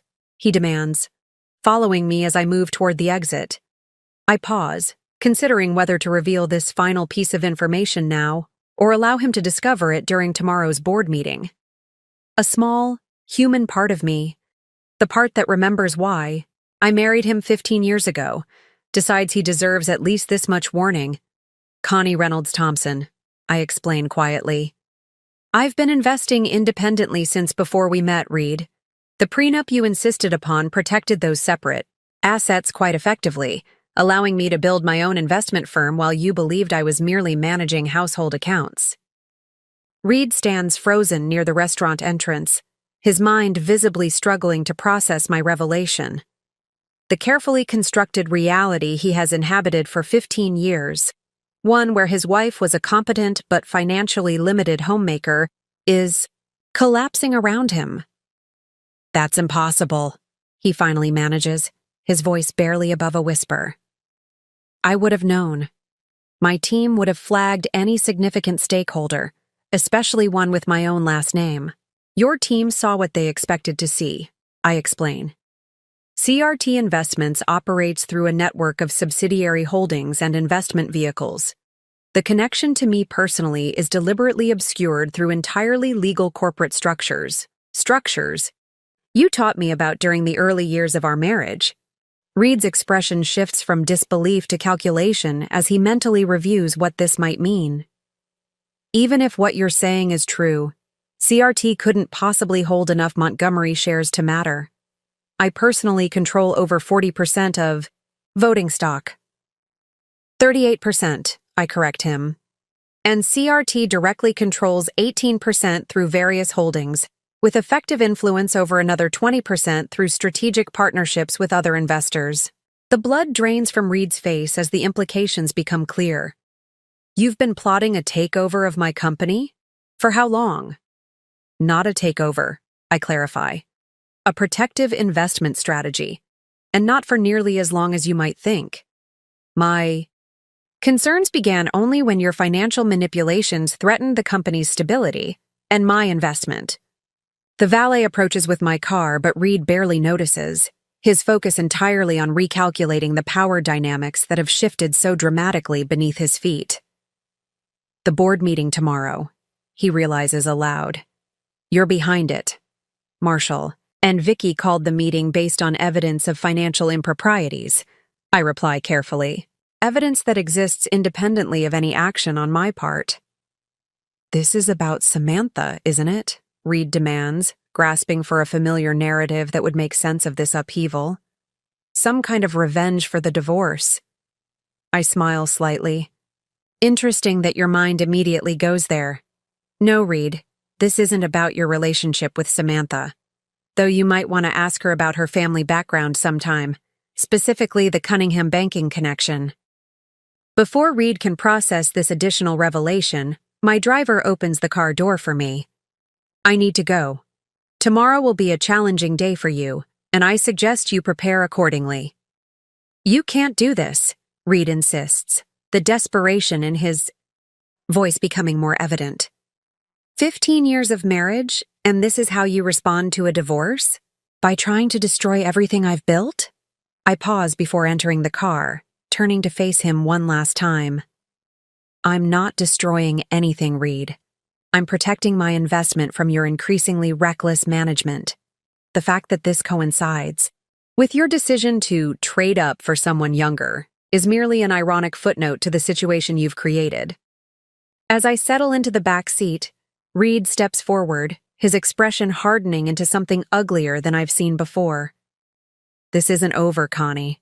I built Montgomery Ventures from nothing. I won't let you or anyone else take it from me.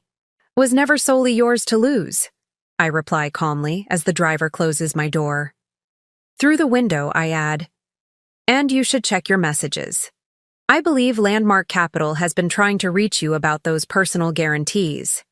As my car pulls away from the curb, I watch Reed frantically reaching for his phone in the side mirror. His world is unraveling faster than he can process, exactly as I anticipated. In the privacy of the car, I finally allow myself a moment of quiet satisfaction, not vindication or triumph, but the simple acknowledgement that 15 years of careful preparation have culminated in this precise moment. Reed is finally seeing me clearly, though far too late for it to matter. My phone vibrates with a message from Linda. Internal whistleblower at Montgomery confirms Reed ordered document shredding tonight. SEC enforcement notified. Electronic. Evidence preservation order issued. They'll arrive at headquarters at 7 a.m. Things are moving even faster than planned. Reed's panic-driven attempts to conceal evidence are only strengthening the case against him. By morning, Montgomery Ventures will be under regulatory control, the IPO indefinitely suspended, and Reed's personal financial house of cards will begin its inevitable collapse. I send a brief reply. Proceeding as planned. Enhanced security protocols in effect for all team members. Virtual board meeting confirmed for 8 a.m. Next, I message Samantha. Dinner concluded. Reed now aware of CRT, connection, but not your family background.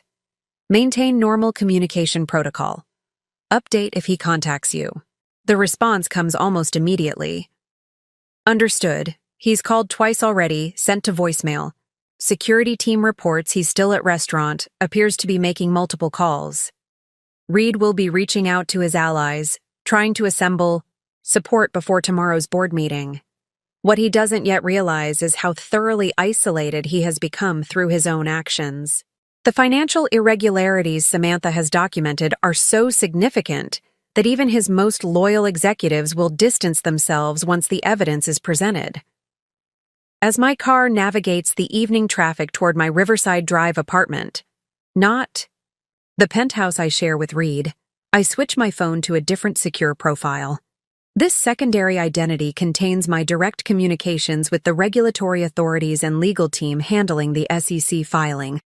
The update from my regulatory Counsel confirms what I already suspected.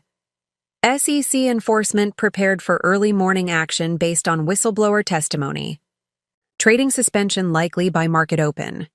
Criminal referral to DOJ possible depending on document destruction evidence. This is accelerating beyond even my carefully constructed timeline.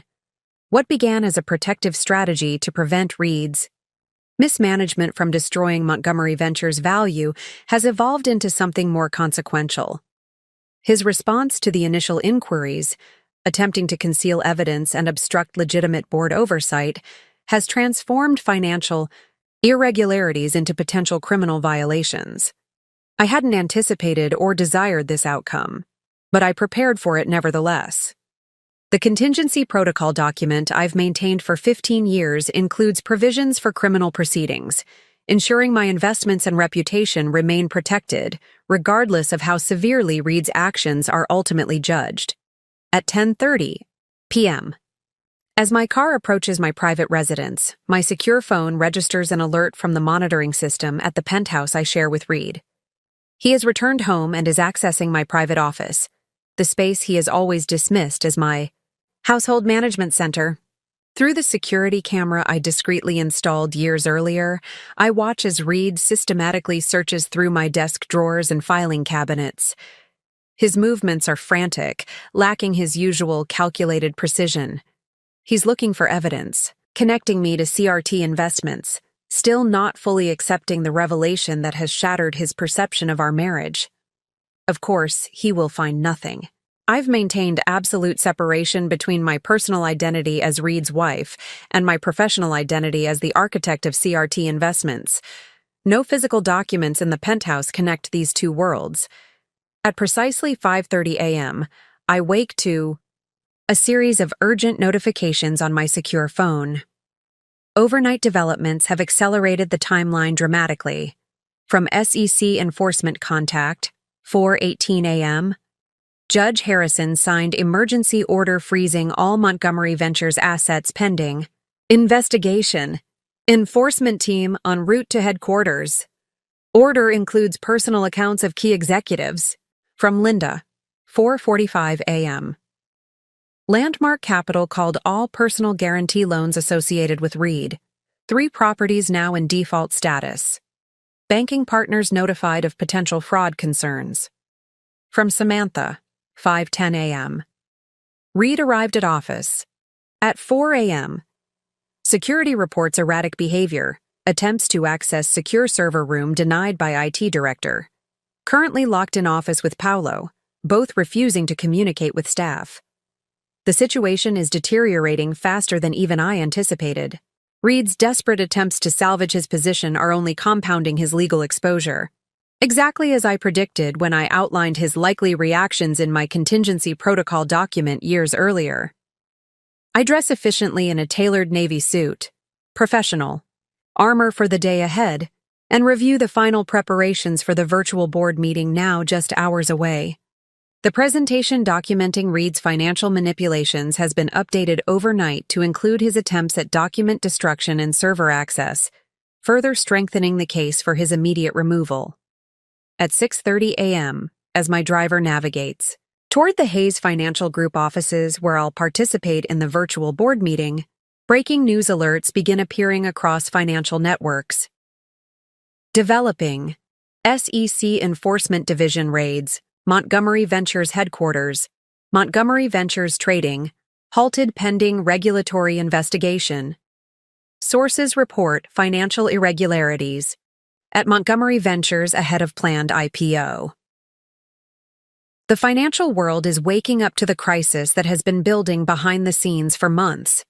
By market open, Montgomery Ventures, the company Reed built into his personal monument, will be under regulatory control, its value plummeting as investors rush to distance themselves from the emerging scandal. My phone rings with a call from Marshall Norton. "Good morning, Marshall," I answer calmly. "Connie," his voice conveys controlled urgency. "The SEC arrived before I could reach Reed. They've secured the building and restricted access to all executives, including board members. Our virtual meeting may need to be delayed." "That won't be necessary," I assure him. The board can still convene virtually to vote on leadership changes. In fact, acting decisively now demonstrates proper governance. Response to the situation. You're right, Marshall acknowledges. I've already heard from Williamson and Rodriguez. They're especially concerned about personal liability if we don't move quickly to separate the board's actions from Reed's. A reasonable concern, I agree. Have you been in contact with Reed? Directly? Attempted twice, Marshall reports. He's not responding to calls or messages. Paolo's attorney contacted me stating his client is cooperating fully with authorities and had no knowledge of any intentional misrepresentations. The predictable abandonment has begun. Reed's closest allies are already positioning themselves as unwitting participants rather than active collaborators. By day's end, he will stand essentially alone. I arrive at Hayes Financial Group headquarters at 7:30 a.m. Linda meets me in the lobby, tablet in hand displaying real-time updates of the unfolding situation. NASDAQ has officially suspended trading. Of Montgomery shares, Linda reports as we walk toward the conference room. Reed finally emerged from his office when the SEC arrived. According to Samantha, he's currently being interviewed by enforcement officials in the main conference room. And the personal accounts? I inquire. All frozen as of 6 a.m., Linda confirms. The temporary injunctions we filed yesterday have been superseded by the SEC's broader freeze order. Reed attempted to transfer funds from his Cayman account at 3 a.m., but the transaction was blocked. We enter the secure conference room where a large screen displays the virtual waiting room for the emergency board meeting. 7 of the 9 board members are already online, their faces displaying varying degrees of shock and concern as they monitor the unfolding news coverage on secondary screens. At 7:55 a.m., Marshall Norton calls the emergency meeting to order. His opening statement is brief and direct. Given the extraordinary circumstances unfolding at Montgomery Ventures headquarters this morning, this emergency session will address immediate leadership changes necessary to protect shareholder value and ensure cooperation with regulatory authorities. One by one, the board members register their alarm at the morning's developments and their determination to act decisively. Paolo is notably absent, likely still being questioned by SEC officials. Reed's absence is acknowledged but not delayed for given the circumstances. At 8:15 a.m., after reviewing the evidence of financial irregularities, now substantially expanded, to include the overnight attempts at document destruction, the board votes unanimously to remove Reed Thompson as CEO, pending the outcome of regulatory investigations. Marshall turns to the next agenda item. We need to appoint interim leadership immediately to stabilize operations and work with authorities. I open the floor to nominations. Vicki Wells speaks first. Given the circumstances, we need someone with deep financial expertise, impeccable ethical standards, and intimate knowledge of the company's operations. I nominate Connie Thompson to serve as interim CEO. A momentary silence falls over the virtual meeting as board members process this unexpected nomination. Most have known me only as Reed's wife, occasionally present at corporate social functions but never in a professional capacity. Marshall, who was briefed on my true role yesterday, quickly provides context.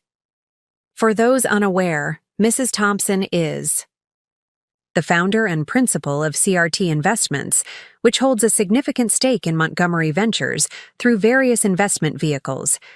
She has extensive financial experience and an insider's understanding of the company's current challenges. The revelation of my professional identity stuns the board members who hadn't been previously informed. Their expressions range from surprise to confusion to dawning realization as they process this dramatic shift in their understanding. CRT Investments? Williamson questions. The firm that's been providing some of our most insightful market analysis for the past 5 years? That's been you all along? Yes, I confirm simply. I've maintained separate professional and personal identities for various reasons. but my concern has always been protecting Montgomery Ventures' long-term value and stability. Questions erupt about potential conflicts of interest, qualifications, and the unusual circumstances. I address each methodically, my calm professionalism gradually replacing their initial skepticism with cautious support. After 20 minutes of discussion, the board votes 6-1 in favor of appointing me as interim CEO, with one abstention. I will assume control of a company in crisis, a company my husband founded, mismanaged, and now lost in a stunning reversal of fortune. As the meeting concludes, breaking news alerts continue to populate everyone's phones and tablets. Montgomery Ventures CEO Reed Thompson under investigation for securities fraud. Sources: Thompson faces potential criminal charges for document destruction. Landmark Capital calls 60 mailers in personal loans from Montgomery CEO. The financial collapse I anticipated is unfolding with the mathematical precision of a carefully calculated equation. Reed's empire isn't just being transferred, it's imploding under the weight of his own mismanagement and desperate attempts to conceal it.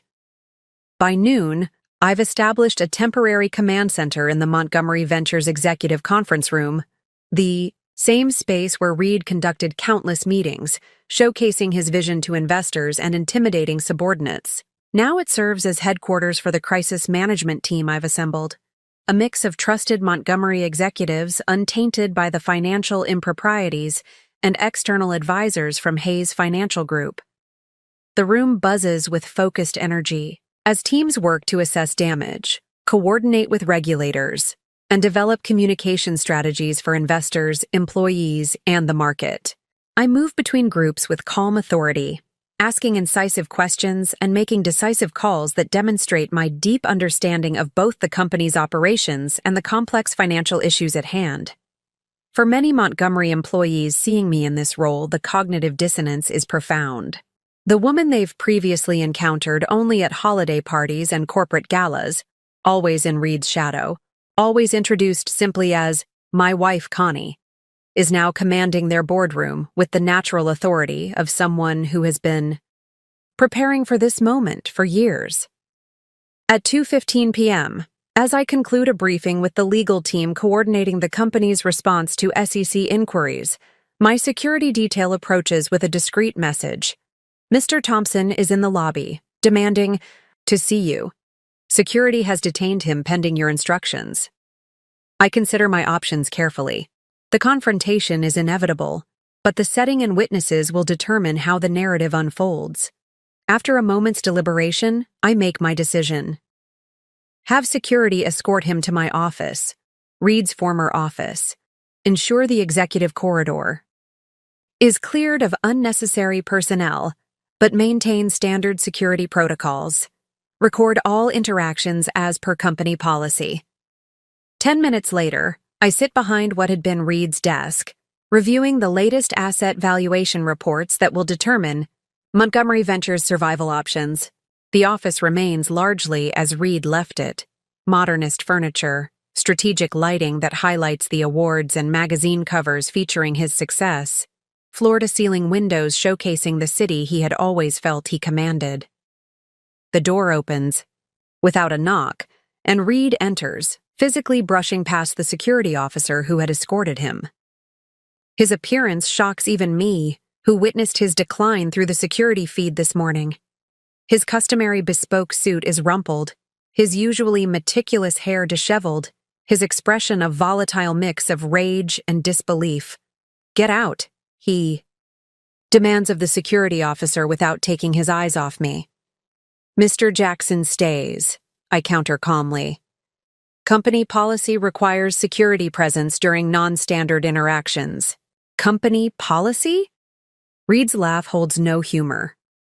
"You're citing my company's policies to me?" "Montgomery Ventures policies," I correct him. "And yes, proper governance protocols are particularly important given the current regulatory scrutiny." Reed moves to the desk, his desk until yesterday, and places both palms flat on its surface. leaning forward in what had once been his signature intimidation posture during difficult negotiations. "Let's cut through this corporate theater, Connie. What exactly do you think you're doing?"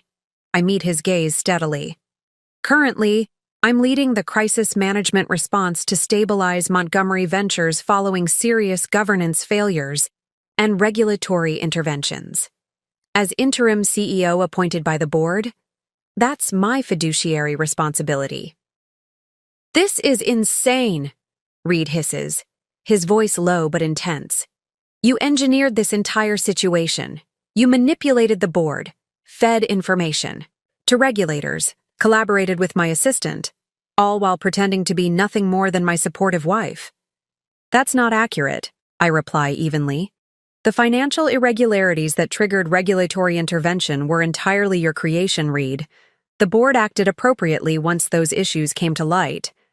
As for my role, I never pretended to be anything. You simply never bothered to see beyond your own assumptions." Reed straightens, running a hand through his disheveled hair as he surveys the office that is no longer his. 15 years, Connie. 15 years you lived a double life, building some sort of shadow operation while sharing my home, my name, my life. CRT Investments was never a secret, I point out. It's been registered, fully compliant, and operating in plain sight since before we met. The fact that you never connected it to me speaks to your own blind spots, not any deception on my part. "And Samantha?" Reed demands. "Was that your manipulation too? Some elaborate honey trap to accelerate my downfall?" "Samantha made her own choices," I reply, "though I suspect she'll be disappointed you never bothered to learn anything substantive about her background. The Cunningham banking connection would have been relevant information for someone planning to trade up, as you put it." The reference to his callous phrasing from the dinner party hits its mark. Reed flinches visibly before his expression hardens again. "The SEC froze everything," he states flatly. "Personal accounts, properties, investment holdings, all inaccessible. Landmark Capital has called in loans I personally guaranteed. Do you understand what that means?" "Complete financial collapse," I acknowledge without emotion. "Asset liquidation at distressed prices, personal bankruptcy likely, potential criminal charges depending on what the document destruction investigation reveals. My clinical assessment seems to wound him more than anger would have." Reed sinks into one of the visitor chairs specifically selected to be slightly lower than his desk position, another psychological tactic in his negotiation arsenal. "Why?" he asks finally, his voice quieter now. "Was it the divorce? Samantha? What pushed you to destroy everything I built?" The question reveals just how completely Reed still misunderstands what has happened. Even now, facing the consequences of his own actions, he frames the situation as my vengeful response, rather than the natural outcome of his financial mismanagement and ethical failures. "You're still not seeing it, Reed," I observe, my tone shifting. Slightly, not unprofessional, but perhaps more personal than before. "This was never about destroying anything. It was about protecting Montgomery Ventures from your increasingly reckless leadership." I rise and move to the window, gazing briefly at the city skyline before turning back to face him. The company employs over 800 people. It manages retirement funds for thousands more. Its technologies have genuine value and potential. All of that was being jeopardized by financial manipulations designed to inflate the IPO valuation and enrich you personally. So this is you being noble? Reed scoffs, though the usual force behind his dismissiveness is absent. The selfless protector of shareholders and employees? "This is me being a responsible investor," I correct him. "Something you stopped being when you began falsifying financial projections and backdating contracts to create the illusion of growth that didn't exist." Reed's expression reveals a flicker of genuine surprise. "You know about the backdated contracts?" "I know about all of it, Reed. The offshore accounts, the diverted development funds, the preferential stock arrangements with early investors that violated SEC regulations. I've known for months." How? The single word contains both demand and disbelief. The same way I built CRT investments while you thought I was planning dinner parties, I reply. By paying attention to details others overlooked, by developing networks of information, by understanding financial structures deeply enough to recognize irregularities. I return to the desk, my movements measured and deliberate. But most importantly, by being chronically underestimated, especially by you. I consider Reed's question carefully. Despite everything, despite 15 years of dismissal and 3 months of betrayal, I owe him this much honesty. When we met, when we married, yes, it was real, I reply, my professional mask softening slightly. I admired your vision, your drive. I believed we could build something meaningful together, personally and professionally. Reed seems to absorb this, searching my face for signs of deception and finding none. What changed? He asks quietly. You did, I state simply. Or perhaps more accurately, your perception of me did. With each success, you became more convinced of your own exceptional judgment and less interested in my perspective. Eventually, it became clear you preferred a supportive wife who validated your decisions rather than a true partner who might question them. I gesture toward the chair, and Reed sits again, the confrontational energy between us shifting to something more contemplative. Do you remember the SolarTech acquisition discussion? 6 years ago? Reed frowns slightly, searching his memory. Vaguely. You had concerns about their patent portfolio, I think. I identified 3 critical patent vulnerabilities that could compromise their core technology. I correct. You dismissed it as my overthinking things and proceeded with the deal. 9 months later, Montgomery Ventures had to write down $18 million when those exact vulnerabilities were exploited by competitors. Recognition dawns in Reed's eyes, one of many instances where he disregarded my business instincts, only to discover later I had been right. After that, it simply became easier to build something separate rather than continuously fight for a voice in your company. I continue. The parallel paths weren't planned, Reed. They evolved as a response to the marriage you shaped, one where just a wife couldn't possibly understand the complexities of your business world. The security officer clears his throat discreetly. Ma'am, the SEC investigators are insistent. They've indicated they have additional documentation requiring immediate clarification. Reed nods in resignation, rising slowly. At the door, he pauses, turning back to me with a question that seems to genuinely perplex him. If you had this much financial acumen, this much capability, why hide it? Why not just build your own visible empire? I did build my own empire, I reply. The fact that you and others didn't recognize it doesn't make it any less real. As for why I operated with discretion rather than publicity, that was a strategic choice. In my experience, being underestimated provides certain advantages in the investment world. The security officer opens the door, signaling the end of our conversation. Reed straightens his shoulders in a reflexive attempt to reclaim some of his former stature. This isn't over, Connie. Actually, Reed, it is, I reply with quiet finality. Montgomery Ventures will recover from this crisis and move forward under new leadership. Your personal, legal, and financial challenges will unfold according to their own process. And our marriage, which effectively ended the moment you decided to trade up, will be dissolved according to the agreement we both signed 15 years ago. As Reed is escorted from the office, I take a moment to process the confrontation. I had anticipated anger, accusations, even threats, all of which materialized. What I hadn't fully expected was the flicker of genuine bewilderment in Reed's eyes when he finally understood how completely he had misjudged me. My reflection is interrupted by Linda's arrival. The media situation is escalating, she reports without preamble. Every financial network is leading with the Montgomery Ventures story. They're requesting statements, interviews, background, particularly about your appointment as interim CEO.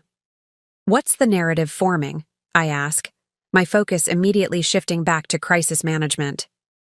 Multiple angles, Linda replies, handing me a tablet displaying various headlines. The financial press is focused on the SEC investigation and potential fraud charges. Business channels are analyzing the IPO collapse and market implications. But the human interest angle is gaining traction rapidly. CEO's underestimated wife takes control of company after his downfall. The headlines scroll across the screen, each more sensational than the last. From corporate wife to CEO, the woman behind Montgomery's new leadership. Hidden in plain sight. How Reed Thompson's wife built a financial empire while he wasn't looking. The ultimate corporate blind spot. Thompson never knew his wife was a major investor in his company. Trading up, Montgomery CEO faces ruin after divorcing. Financial genius. Wife. I scan the coverage with professional detachment. We need to redirect the narrative away from the personal aspects and toward the company's stability and future. Schedule a brief media statement for 4 p.m., just enough to address immediate concerns without creating new headlines. Already arranged, Linda confirms. But there's another dimension requiring immediate attention. Employees are struggling with the whiplash of these developments. Many are updating resumes, uncertain about the company's future. Town hall meeting, I decide immediately. Tomorrow morning, 9 a.m. All staff, live streamed to remote offices, transparent overview of the situation, clear commitment to stabilizing operations and preserving jobs where possible. As we work through the logistics, Abigail arrives with further updates. Samantha's resignation has been submitted, effective immediately. She's requested a meeting with you at your earliest convenience. I nod acknowledgement. Schedule it for tomorrow afternoon. And the board feedback? Mixed but trending positive, Abigail reports. The initial shock of your dual identity has given way to grudging appreciation for your financial acumen. Marshall has been particularly supportive, telling other members that your knowledge of Montgomery's operations might be the only thing that saves the company from complete dissolution. The afternoon unfolds in a blur of crisis meetings, legal, consultations, and strategic decisions. By 6 p.m., when I finally pause for a moment of reflection, the landscape has shifted dramatically from the morning's chaos. The SEC has officially announced a formal investigation into Montgomery Ventures, financial reporting, with specific focus on IPO preparation materials. Trading remains suspended, but market analysts are beginning to differentiate between Reed's personal legal exposure and the company's potential for reorganization. Most significantly, the initial employee panic has stabilized following my first on. Internal communication, a company-wide email that combined unflinching honesty about the challenges ahead with clear commitment to transparent leadership during the transition. 3 months after the dramatic collapse of Reed's empire, a new equilibrium has established itself. The office I now occupy at Montgomery Ventures headquarters has been completely redesigned. Gone are Reed's modernist trophies and self-aggrandizing magazine covers, replaced by a more functional space that prioritizes efficiency over ego. The morning sun streams through the floor-to-ceiling windows as I review the quarterly financial projections with my executive team. The company that nearly imploded under Reed's leadership is now cautiously stabilizing, though the road to full recovery remains long and challenging. The restructuring plan has exceeded initial expectations, Paolo reports. His role as CFO preserved after investigators confirmed he had been deliberately kept in the dark about Reed's more egregious manipulations. Cost reductions are at 22%, against target of 15%, and core business revenue has held steadier than projected. What about the regulatory penalties? I ask, focusing on the most significant remaining hurdle. Linda, who has transitioned from Hayes Financial to become Montgomery's Chief Strategy Officer, responds, better than expected. The SEC has acknowledged our full cooperation and the comprehensive governance changes implemented under your leadership. The proposed settlement is still substantial, but approximately 30% lower than comparable cases. I nod, satisfied with the progress. And the class action suits from investors? The settlement framework has been accepted by the plaintiff's attorneys. The newly appointed legal counsel confirms. Your decision to establish the investor restitution fund before court requirements has significantly reduced both the financial exposure and reputational damage. The meeting continues with updates on product development, client retention, and strategic repositioning, all elements of the comprehensive recovery plan I implemented within days of assuming leadership. What began as emergency crisis management has evolved into a methodical rebuilding of both the company's operations and its damaged reputation. As the team disperses to their respective responsibilities, I remain at the conference table, reflecting on the transformation of the past 90 days. The emergency appointment that was supposed to last only through the immediate crisis has been extended by unanimous board vote to a 2-year term with option for permanence. Montgomery Ventures has survived its near-death experience, though in substantially altered form. The planned IPO is indefinitely shelved. Approximately 200 positions have been eliminated through restructuring, and the company's market valuation has stabilized at roughly 60% of its pre-crisis level, a remarkable recovery given the circumstances. Vicky. Wells remains behind after the others have departed, taking the seat beside me. At 63, she has become a trusted advisor and confidant during the turbulent transition. The journal piece came out this morning, she mentions, sliding her tablet across the table. They're calling it the definitive account of the Montgomery saga. The financial newspaper has published a comprehensive investigative report titled The Invisible Investor: How Reed Thompson's Wife Built a Financial Empire in His Blind Spot. The article details my parallel career-building CRT investments while being consistently underestimated by my husband and the broader business community. I declined to be interviewed, I note, scanning the piece. They found plenty of others willing to talk, Vicky observes, including several former Montgomery executives who now claim they always knew you were the real financial genius in the relationship. I smile slightly at this revisionist history. Amazing how perception shifts when the power dynamics change. Speaking of changing dynamics, Vicky segues carefully, the final divorce settlement hearing is tomorrow, isn't it? I nod, my expression remaining neutral. Yes, though Reed's continuing legal issues have complicated matters considerably. The personal aftermath of the Montgomery collapse has unfolded in parallel with the corporate recovery. Reed's initial rage and denial gradually gave way to a more pragmatic approach as the full extent of his legal exposure became clear.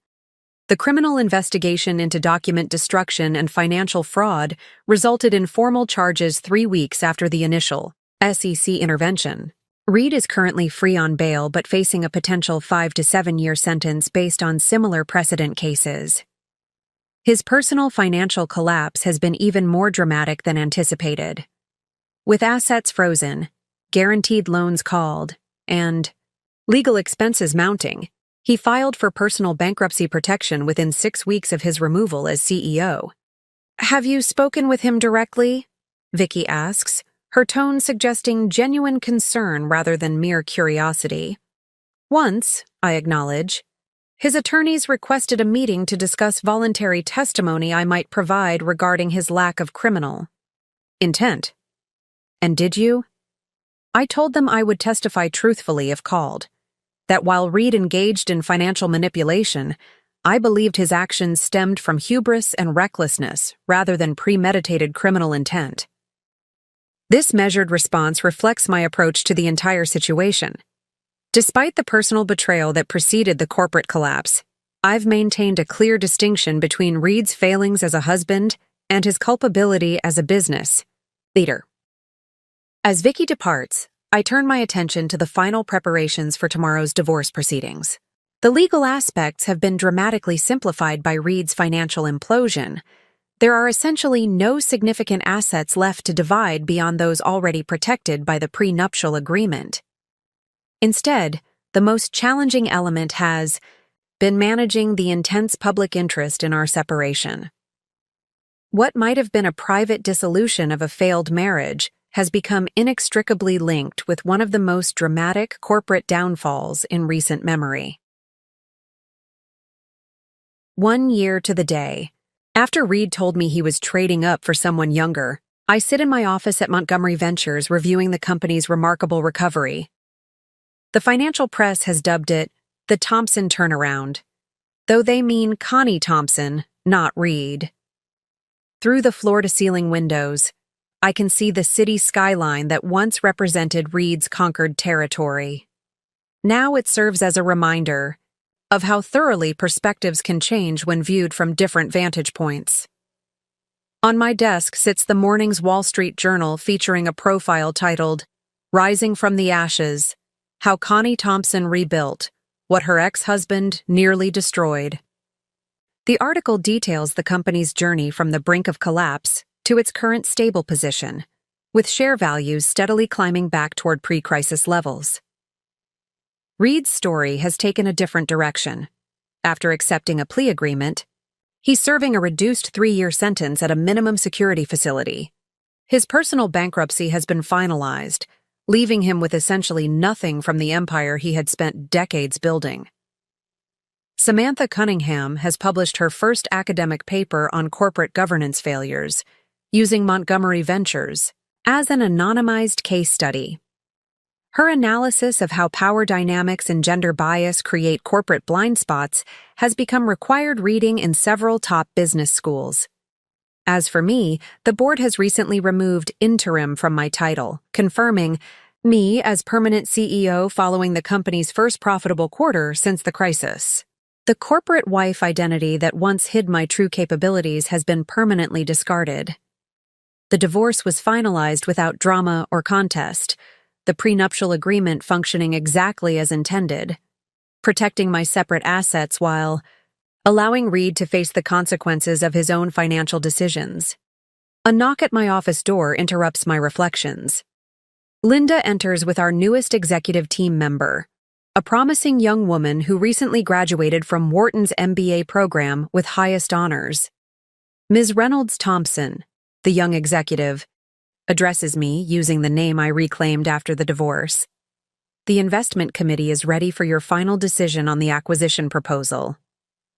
Thank you, Abigail, I reply, gathering my materials. And please, it's Connie. Titles tend to create unnecessary distance.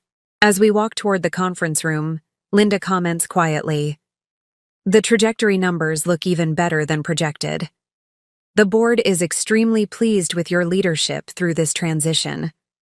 The company had good bones, I acknowledge. Once we cleared away the financial manipulation and realigned with core values, recovery was almost inevitable. Before entering the meeting, I pause momentarily, reflecting on the strange journey that brought me to this point. Reed's casual dismissal of my capabilities, his confident assertion that he was trading up for someone younger, inadvertently catalyzed the very circumstances that revealed my true value and his profound limitations. The irony isn't lost on me.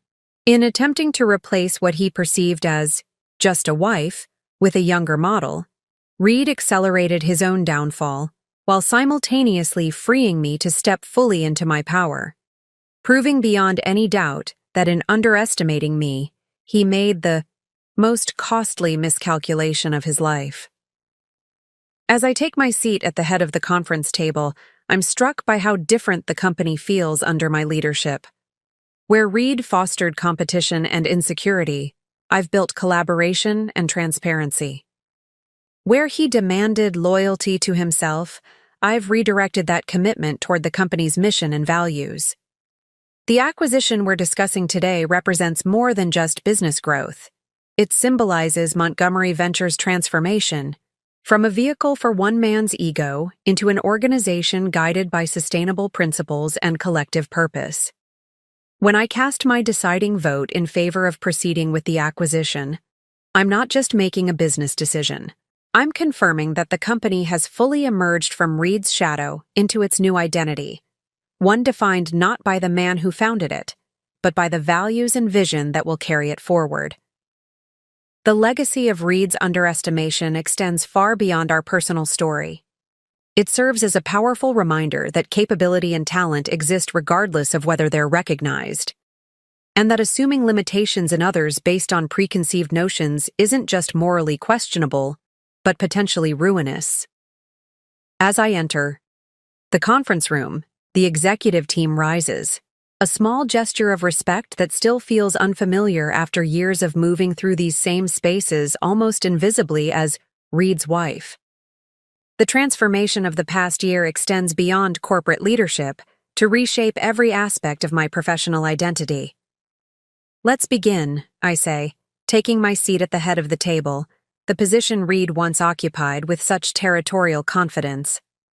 The acquisition proposal under discussion represents Montgomery Ventures' first major growth initiative since the crisis, a strategic move that signals the company's transition from recovery to renewal. The deal will bring innovative technology that complements our core offerings while opening new market segments previously untapped.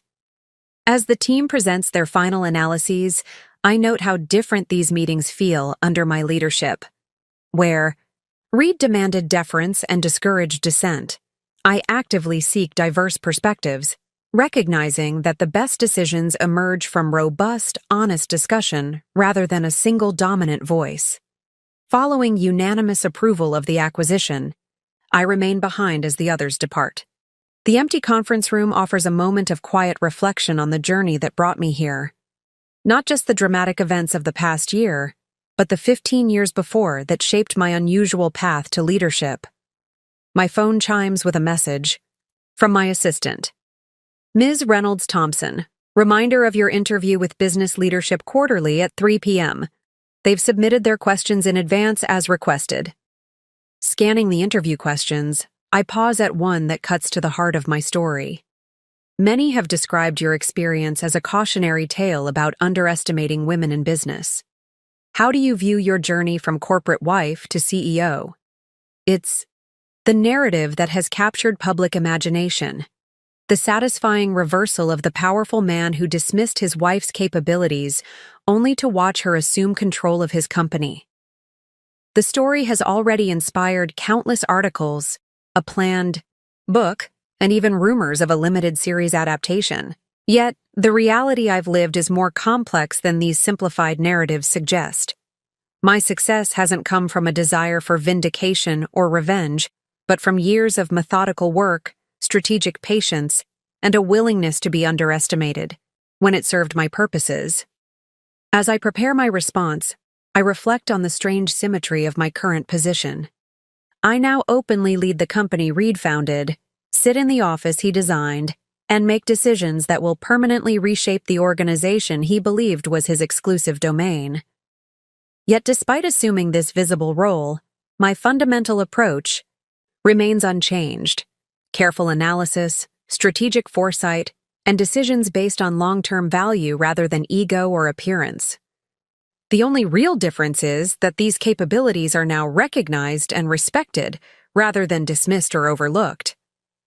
This, perhaps, is the true legacy of the Montgomery Ventures saga.